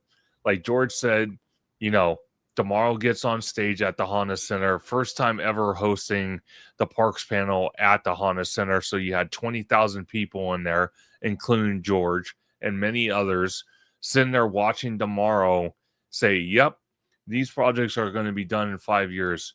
Well, like George is showing on the screen now for Encanto, there's no way in hell. In Tropical Americas, there's no way. I'm sorry, there's just not. And what goes against Disney is they love, for whatever reason, they love to announce projects. And sorry to say, and please correct me if I'm wrong, but this is just my point of view, give inaccurate timelines for projects. on top of that, they'd love to brag on how much the budget for the project is, which is something a company should never do. The only time that number should ever come up is when they're doing the earnings call. That's the only time that thing should ever be mentioned. So Disney, in a way, I don't know why. I've said it a million times over. They love going through red tape, and they enjoy that. Meanwhile, you got Universal Comcast, who doesn't go through red tape, starts building stuff, and won't announce what the name of the project is, won't announce how much it is until it's either almost three-quarters of the way done, or at least halfway done, or even open, and they announce what the budget was for it. But Disney takes a different approach. They like to sprawl projects out per quarter to probably save on cost and whatnot. But again, maybe I'm just biased with Comcast, who says screw budget. We want to bring new experiences to our park, and we want to give guests the satisfaction of paying our prices to experience new things. And we don't care how much it costs, just build it. And they immediately start. So I don't know. Maybe it's just me.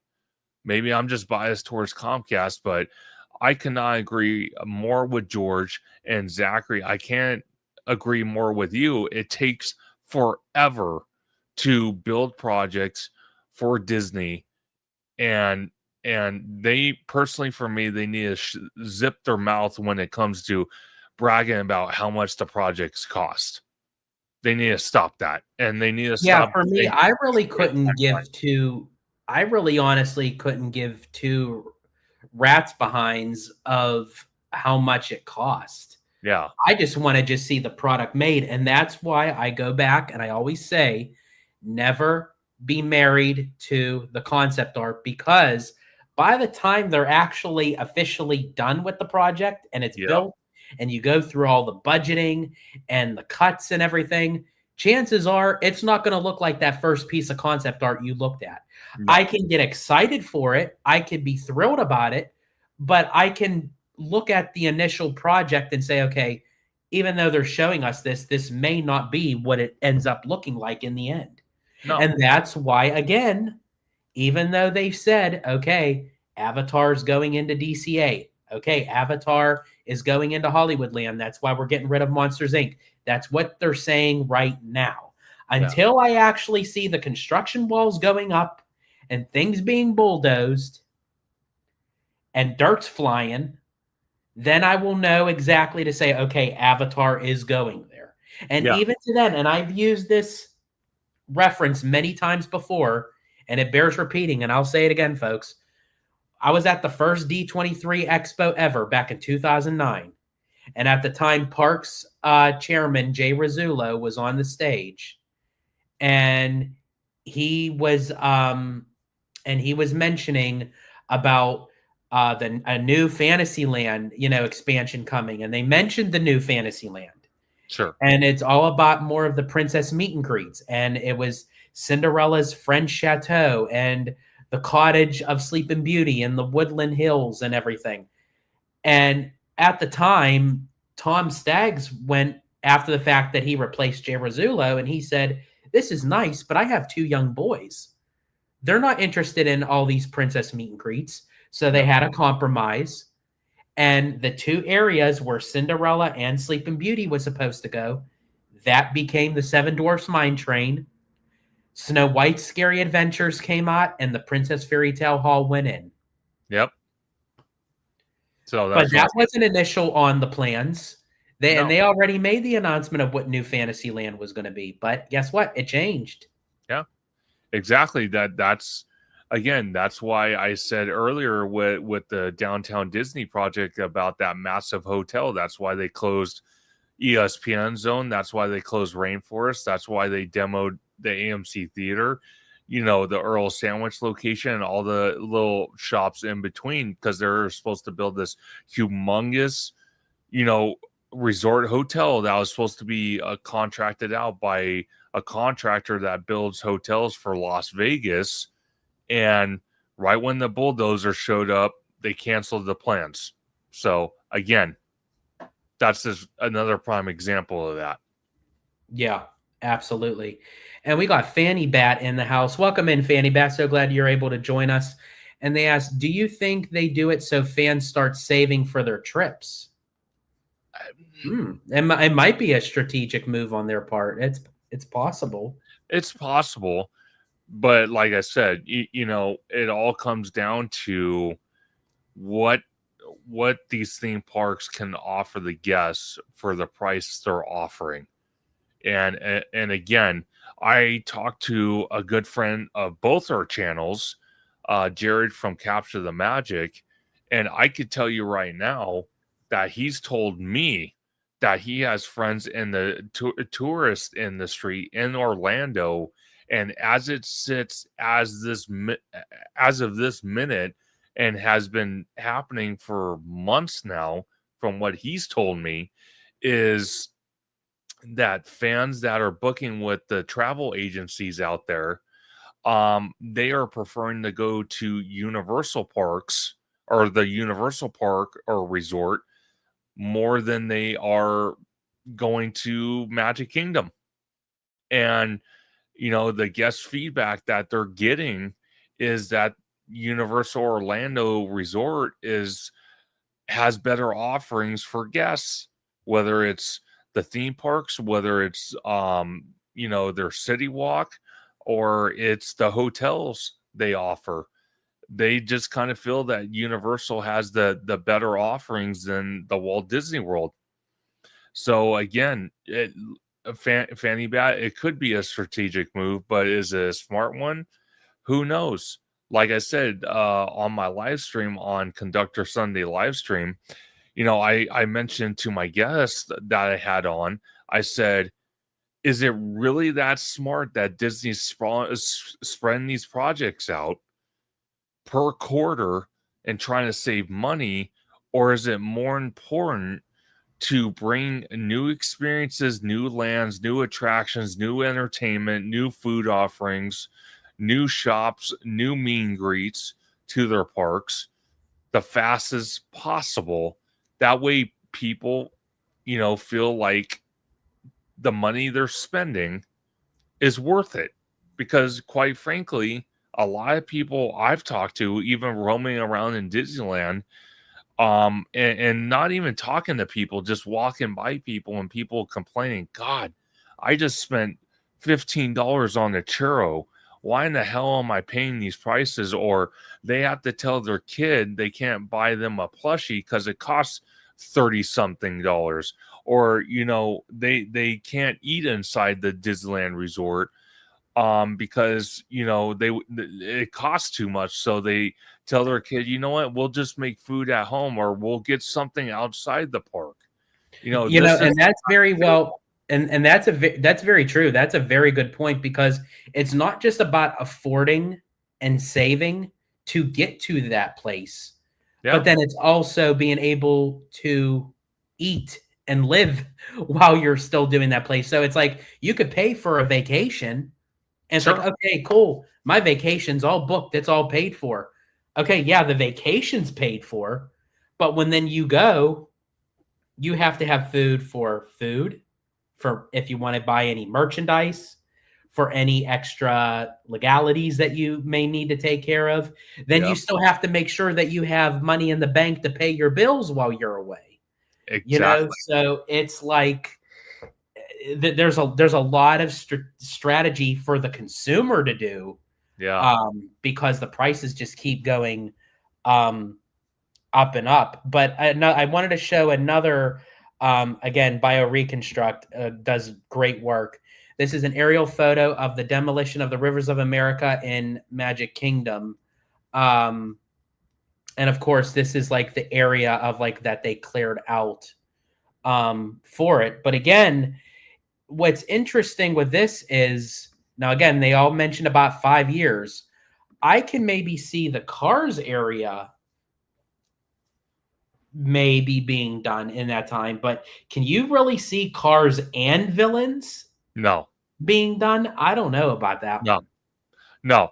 I could tell you this right now. I think possibly Cars might be finished in 5 years, but I don't know. That Encanto, the Tropical Americas, I think that has a better standing at this point because they've already laid foundation for a lot of it. It looks like. I think I think Tropical Americas will be done within the 5 years. I feel like Monsters Inc. will be done in the 5 years, and I think the Cars area will be done in the 5 years. But I will say I'm still questioning of the time frame. They're Yes. saying 2027. I don't know about No. 2027. And, and I'm and thinking like maybe 2028, possibly 2029. and again, this is where, like I said, Disney gets into trouble when they have a spokesperson like Tomorrow getting on stage in front of 20,000 people saying this type of stuff. It's like, you're almost making yourself look stupid by saying all this stuff and saying, "Yep, it's going to be open in 5 years," and we're sitting there watching it in real time. How in the hell are you going to make it in 5 years with all these projects unless you plan on cutting so much stuff out of these projects that then you can justify opening it in 5 years, which is only going to reflect badly on the company because then you're going to go in and say this this is what we get for a beloved attraction that we fought so hard to keep and lost. And I'm referencing to um uh um Tom Sawyer's Island and the Liberty Bell, with Cars Land. If they cut all sorts of stuff out of the project just to finish it faster so they don't look more stupid, then is it really worth it? Yeah, it is true. It's like they take their time, and I can understand that. I'd rather slow and steady, wins the race, Sure. but don't go too slow, but don't speed it up where it becomes Mickey Mouse, no pun intended, and Yeah. it looks like crap, you Yeah. know. So Brian says, how would you rank these projects for what you're most excited for? Cars Land in Florida, Villains Land in Florida, Avatar in California, Coco in California, Monsters Inc. in Florida, Tropical Americas in Florida, and Lion King Land in Paris. Ooh, good question. Wow. Okay, so rank the projects you're more excited for. So Brian, do you want us to like rank them like in the order from like excitement? Okay. Yes. Um, God, this is a hard one. okay, so at my bottom, I'm going to put Lion King in Paris only because for a couple reasons. It's probably going to be an attraction I will only be able to get to every so often. Like it's not going to be something that I can get to all the time. I am very curious to see it. It's probably going to be spectacular because it's the Yeah. Lion. But I think only for that purpose, because it's over in Paris and I can't get to Paris that often. I think for me the excitement isn't really as high because I can't get to it very easily. And that's another thing that's so frustrating to me as to why Disney won't utilize the Renaissance era over here in the domestic parks.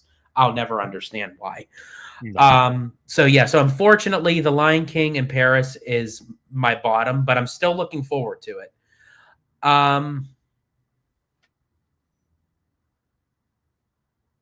Then I would say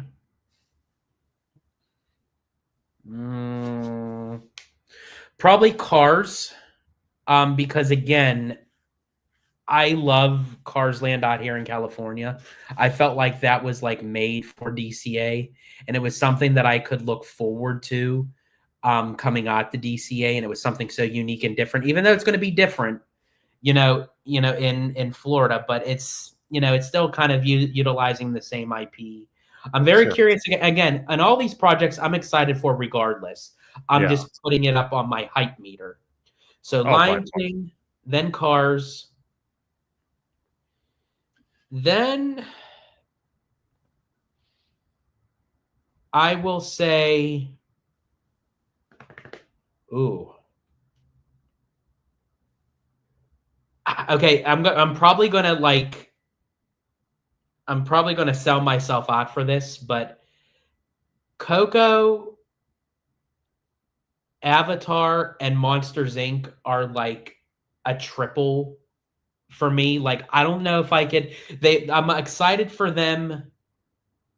Um, I'm excited for them like all in the same way, but for Uh-huh. different reasons. Like for Monsters Inc., I'm excited for Harryhausen's the show, and of course the door roller coaster. That's going to be awesome. I'm very curious to see what kind of technology they use for the Coco ride, and then I'm very curious to see the different mountains and everything that they use for Avatar. So honestly, I kind of put all three of them in the same category, and then at the top for me, hopefully to God Disney does this right, is Villains Land is my top. Okay, so that's a pretty strong opinion on all those. So I'm gonna start from the top down. I'm gonna go for my absolute top one. I'm gonna go Villains Land. Has to be number one because how can you put that anywhere in between or the bottom? So Villains Land is my number one by far. My number two, hmm, I think my number two has to be Avatar in California. The only reason why is like George was saying on the what we saw at the D23 Expo with the model, it looks absolutely breathtaking. Um, and the added bonus that the Animal Kingdom does not have, we will be able to experience our avatar at night with the bioluminescent lights, which Animal Kingdom cannot have because, they share it with, a safari park with animals, so they can't have the park open that late. My number three, ooh, my number, Really quick, I'm so sorry. While yep, you're thinking of that, I left one out. Was Tropical Americas. That one would be above Cars, okay, because I'm curious about the land, but it's basically another rendition of Indiana Jones, which I think is going to be great. But again, I love Indiana Jones out here. Again, it was for a purpose to come out to Disneyland, sure. and it's basically the same ride vehicle and everything. I am excited to see what they do with Encanto, but Encanto really wasn't my all-time favorite Disney movie, so I don't really have like a full connection with it. So, The Lion King, Cars, Tropical Americas, Avatar, Coco, and Monsters Inc. all leveled the same, and then villains. Gotcha. Okay, so my number three would have to be, man. Oh, this is so hard. I think I'm gonna have to go with Coco. The only reason why is I think Coco for me, if they do this right, not just having the land, but if they can incorporate a little bit more, maybe some like a sit down restaurant, quick service location, couple shops, some walking around, roaming characters. I think that would be absolutely incredible. And from what I've seen of the Shanghai Pirates, I'm super excited to see that come to the Disneyland Resort and for Coco to be part of that. So I cannot wait. My number four, I think my number four would have to be, oh man, I think my number four has to be Monsters. The only reason why is because I'm very curious on that suspended roller coaster. That's a new technology that Disney has never incorporated in any of their parks, even internationally. So I'm very curious to see how that's going to go. My number five, I think my number five is going to be Lion King. The only reason why is because people or fans have been crying out for decades to have some type of Lion King attraction. I think Disneyland Paris is going to do a phenomenal job with the Lion King attraction, and possibly other elements to kind of comprehend with the Lion King attraction. So I'm super excited about that because we saw we've seen little clips here and there of what the world of Arendelle looks like with Olaf roaming around. So I'm super excited to see what the Lion King attraction is going to look like in the surrounding area of the Lion King attraction. See if they incorporate more of the Pride Rock into that area as well. And I think I think my number 6 would have to be Cars Land, because I do agree with George. Cars Land for me, I kind of feel it fits that West Coast theming. That's why DCA and Cars Land out here work so well. I think it's just going to be kind of weird to have a Cars Land in back east, because it really doesn't fit that type of environment. And then number 6 for me is Tropical America's. Only reason being, also like George said, having another Indiana Jones attraction. And don't get me wrong, I love Indiana Jones. I love Harrison Ford. So I just kind of feel that Tropical America's, it's something interesting I definitely want to check out eventually, but it's not something like I'm going to be running to compared to like Villains Land or even Cars Land, because Cars Land I kind of want to see how they incorporate that, even though it really shouldn't belong there at all. But that's just my opinion on it. Now here's the thing too. Now this is very interesting. And Brian, thanks again for your question with the ranking. That was actually really fun. I'm curious to see if your ranking though changes once you actually experience the Walt Disney World parks. Because with Tropical Americas, it's definitely a real life kind of land where it'll fit in with the park organically and Sure. in nature and everything. So aside from like the rides, because yeah, I do agree with you. Like the Indiana Jones ride, it's probably going to be great. Huge Indy fan. But again, I just resonate with Indiana Jones out here in Disneyland, and also to the fact that Abby's dad did work on the ride vehicles here over for Indiana Jones. That's awesome. But again, yeah, putting it over in Animal Kingdom, I don't know. I'm still curious to see how that Indiana Jones actually fits with Animal Kingdom. I don't know. Yeah. I'm curious, but as far as the land itself goes, I think it's going to fit in very nicely with the rest of the park. But Sure. I'm very curious to see, like, once you experience like all the Walt Disney World parks, like how your excitement level will stay the same or change depending on like how you enjoy the parks. Well, see, this is very interesting you brought that up, and I'm glad you did, because like we've been saying, whenever me and George are on a video together or a live stream, we're going in March. It's going to be my first time. It's going to be his probably 10th time going.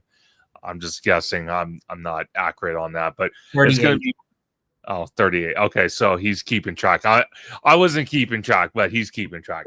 But it's going to be my first time. So George is absolutely right. My perspective is going to change more than likely, and it's going to change again because George and I are planning to go back out there once a lot of the stuff is open. So it might change again, and it probably will. And again, I can only speculate until I'm physically out there. That's why it's so funny. That's why George is like a kid in the candy store. He's more excited to see my reaction and Tommy Toon World's reaction to everything that the Walt Disney World Resort has to offer than riding any attractions, going in any restaurant and eating. He's more excited than anything just to see our reaction. I am. I really am. I love being with newbies, so to speak, even though that you and Tommy are theme park connoisseurs. But when it comes to Walt Disney World, you guys are newbies to it. Like, you Yes. know of it, but it's one thing to know it and it's another thing to experience it. So I can't literally wait to be the tour guide and literally take them all around and literally show them not just the Walt Disney World parks, but show them the resort as a complex, like Yeah. of how you can't just dissect the parks from the resorts to Disney Springs to all that other good stuff. You got to take it all in uh, together, you know, as a whole. And yeah, he's absolutely right. I am more excited to literally see their reaction. There's a tradition that I do. Before I mention it, I just want to share this out. Thank you so much, Brian, for the super sticker. Greatly Thank appreciate you. Greatly appreciate your support. And again, thank you so much for the ranking question. As I said, that was actually really fun. I enjoyed That that. was fun. I have to do more of those actually. Especially ranking the mouse. Shout out to ranking the mouse. I mean, he's big on doing like all those countdown ranking and everything. He's the king of it. But what was I? Oh, so there's a tradition that I do with new people, especially going into Magic Kingdom, which I'm going to do with Conductor and Tommy, and that's literally capture and record their first reaction coming around the corner and seeing Cinderella Castle for the first time. That's going to be awesome. I think that's going to be great. Actually, I might do that for each park. Yeah. Like, I might want to capture your reaction seeing Spaceship Earth. Yes. Or the Tree of Life. And well, Hollywood Studios doesn't have shit anymore, so I guess that really wouldn't matter. But well, I guess you could say even Grauman's Chinese Theater, even though it's not the great movie ride anymore, but you know, it is what it is. No, absolutely. Yeah, but yeah, I think I might do that, but especially with Cinderella Castle, I always like to get that like the instant reaction because especially with them being born and raised out here on the West Coast, they're so used to seeing Sleeping Beauty Castle at Disneyland. And don't get me wrong, bigger is not always better. You know, Sleeping Beauty Castle is mighty. But just of scope wise, you're so used to seeing a small castle where when they see Cinderella Castle in person, they're going to be like, holy crap. Yeah, you know, exactly. No, 100%. I cannot wait to see all this because it's going to definitely broaden my thought process when we do these live streams because then at that point I will be able to contribute a lot better on Walt Disney World attractions and kind of not play off what George is saying, but kind of give my own opinion because I'll know what we're talking about and what we're experiencing and break it all down. So I cannot wait for that. It's going to be an absolute blast.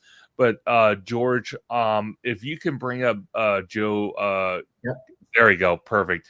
And before I read this, Mr. Bryant, thank you for the super sticker to Hollow Gelato. Deeply appreciate the support. But Joe says, question, did ROTR have pass holder previews?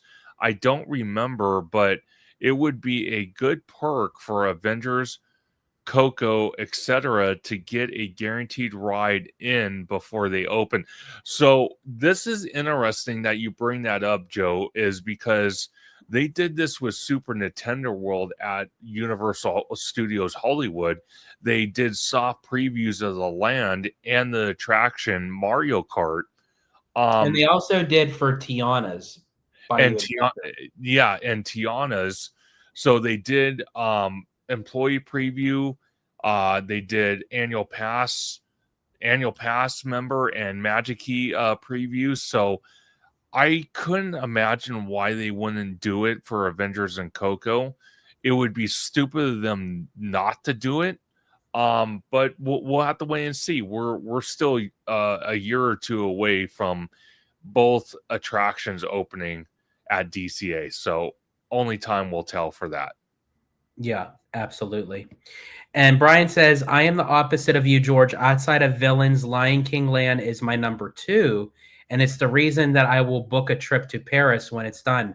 Oh. Interesting. I can see that. I could definitely see people booking their trips around. I mean, here's the thing. Eventually, I do want to go out to Disneyland Paris. We were Oh, just talking for sure. about it earlier, with Peter Adventures and everything.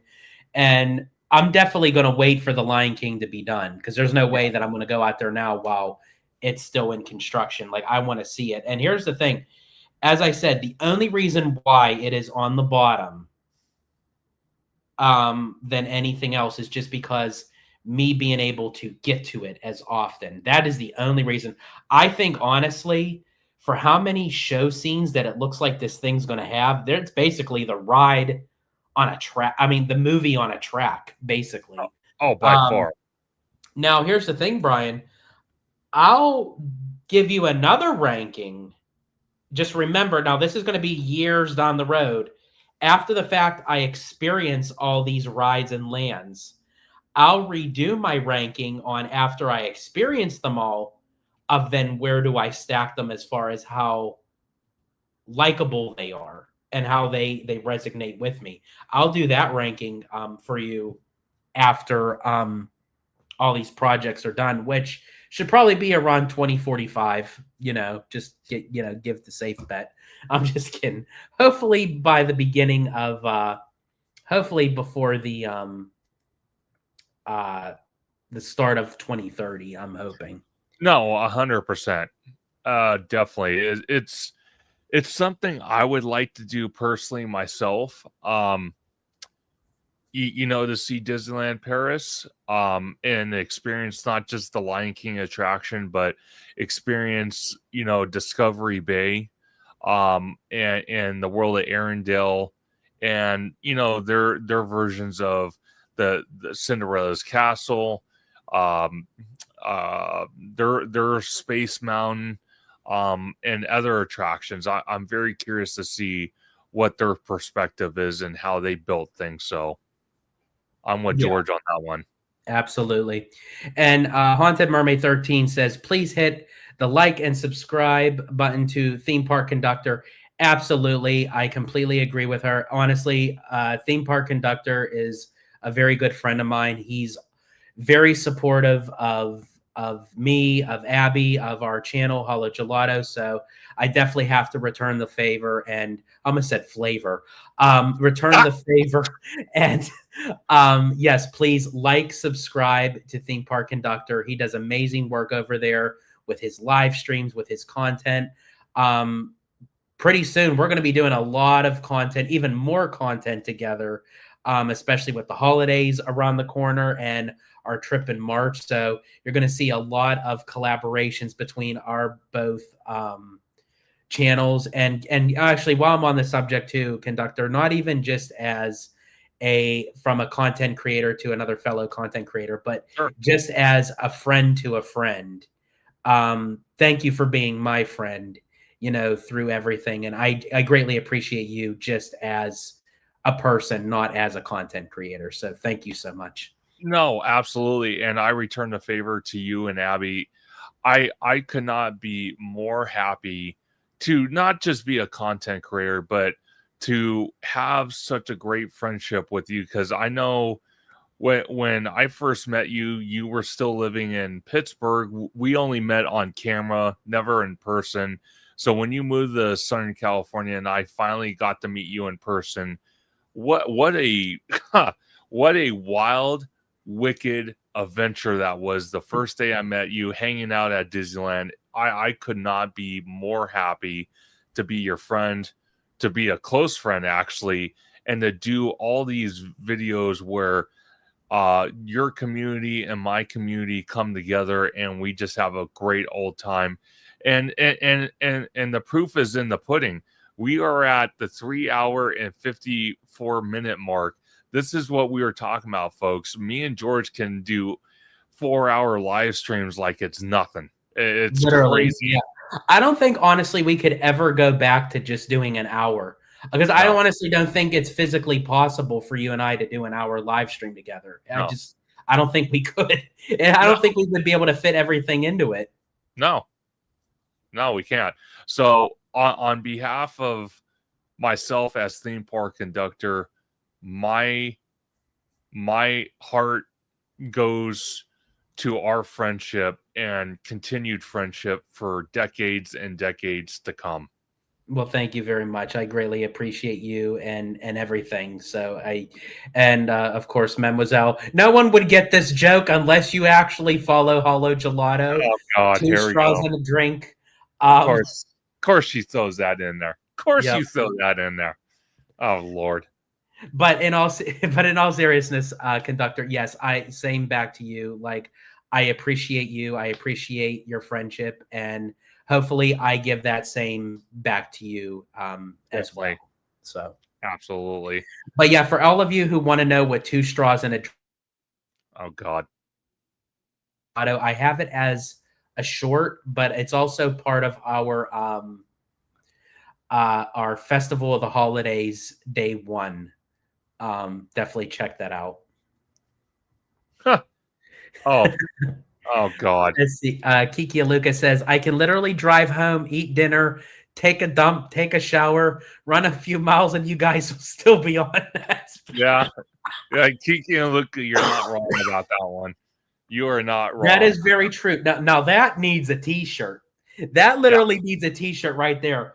Yeah. I agree. can literally drive home, eat dinner, take a dump, take a shower, run a few miles, and you guys will still be on. That needs a t-shirt. Hey, why not just add the cherry on top and say grocery shopping? Yeah, you could probably do that. Yeah. You can go grocery shopping, drive home, put the groceries away, cook dinner, eat dinner, take a dump, take a shower. Good God. Kiki and Luca, what an interesting comment. Oh my gosh. Oh my gosh, that's hilarious. Oh man. And then I want to, since we're kind of going towards the tail end here, I wanted to shout out to everyone that has supported Hollow Gelato tonight, just not by watching this live stream and all of their content that George and Abby do for the channel, but everyone tonight that either supported George by doing channel memberships or the super stickers or just super chats in general. I want to thank everybody for supporting Hollow Gelato. Again, George does a lot of amazing content, and we're actually going to do more content starting tomorrow because I'm meeting up with him in Disneyland. So we're going to do some content. And then, Thursday, we're going to be at Universal to check out Five Nights at Freddy's 2 at AMC. So I'm sure we're going to do an out of theater reaction, and that'll be my first one I'm going to be part of.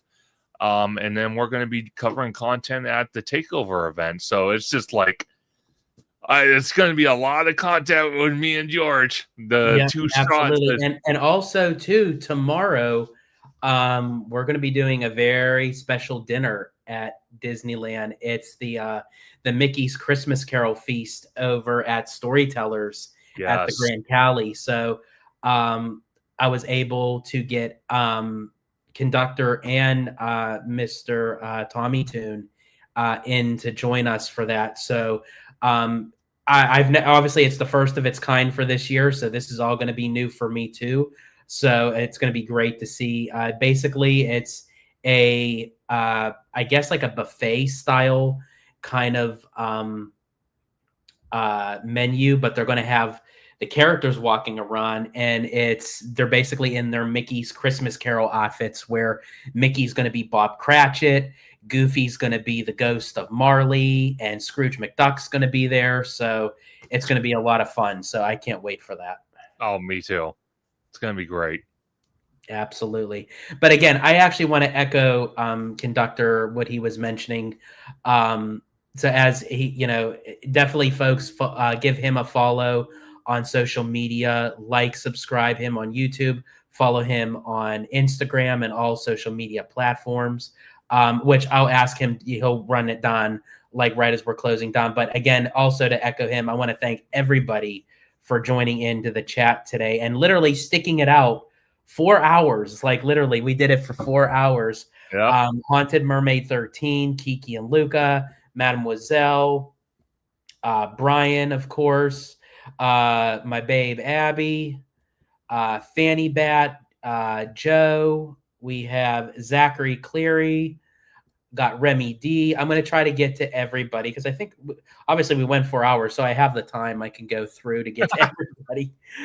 We got Tones. Let's see. Who else do we got? I don't want to miss anybody. Nope. Yeah, look through the chat.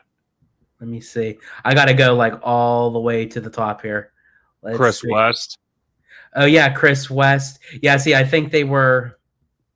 Yeah, they're more further up. Yeah, Chris West, Jacob Weller. Jacob Weller. Why is it skipping on me like that? I don't know why it's doing that. Okay. So you're gonna keep on going. Cool God 212. And thanks again for giving Mr. Theme Park Conductor the super chat.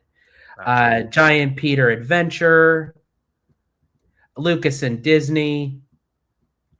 And a shout out to Lucas and Disney and Kiki and Luca again for being members of Hollow Gelato for 2 months. Greatly appreciate you.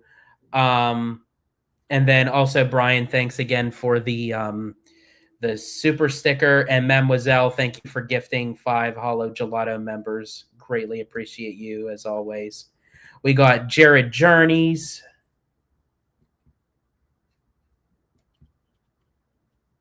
I'm getting there, folks. I apologize. I just wanted then also in the chat we have Theme Park Conductor. I don't know who that is, but yeah, there's some random dude. I don't know.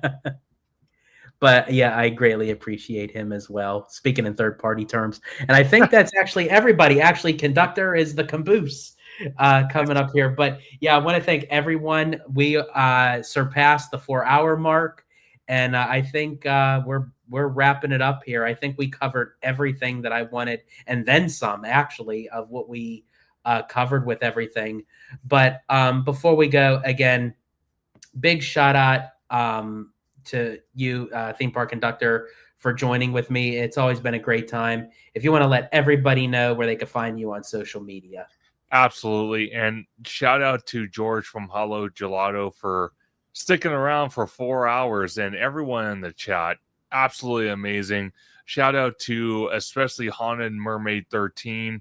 I don't know if you're a former or a current cast member, but my heart and prayers goes to you, because dealing with people and customer service is never easy. So you know exactly what I'm talking about when it comes to that.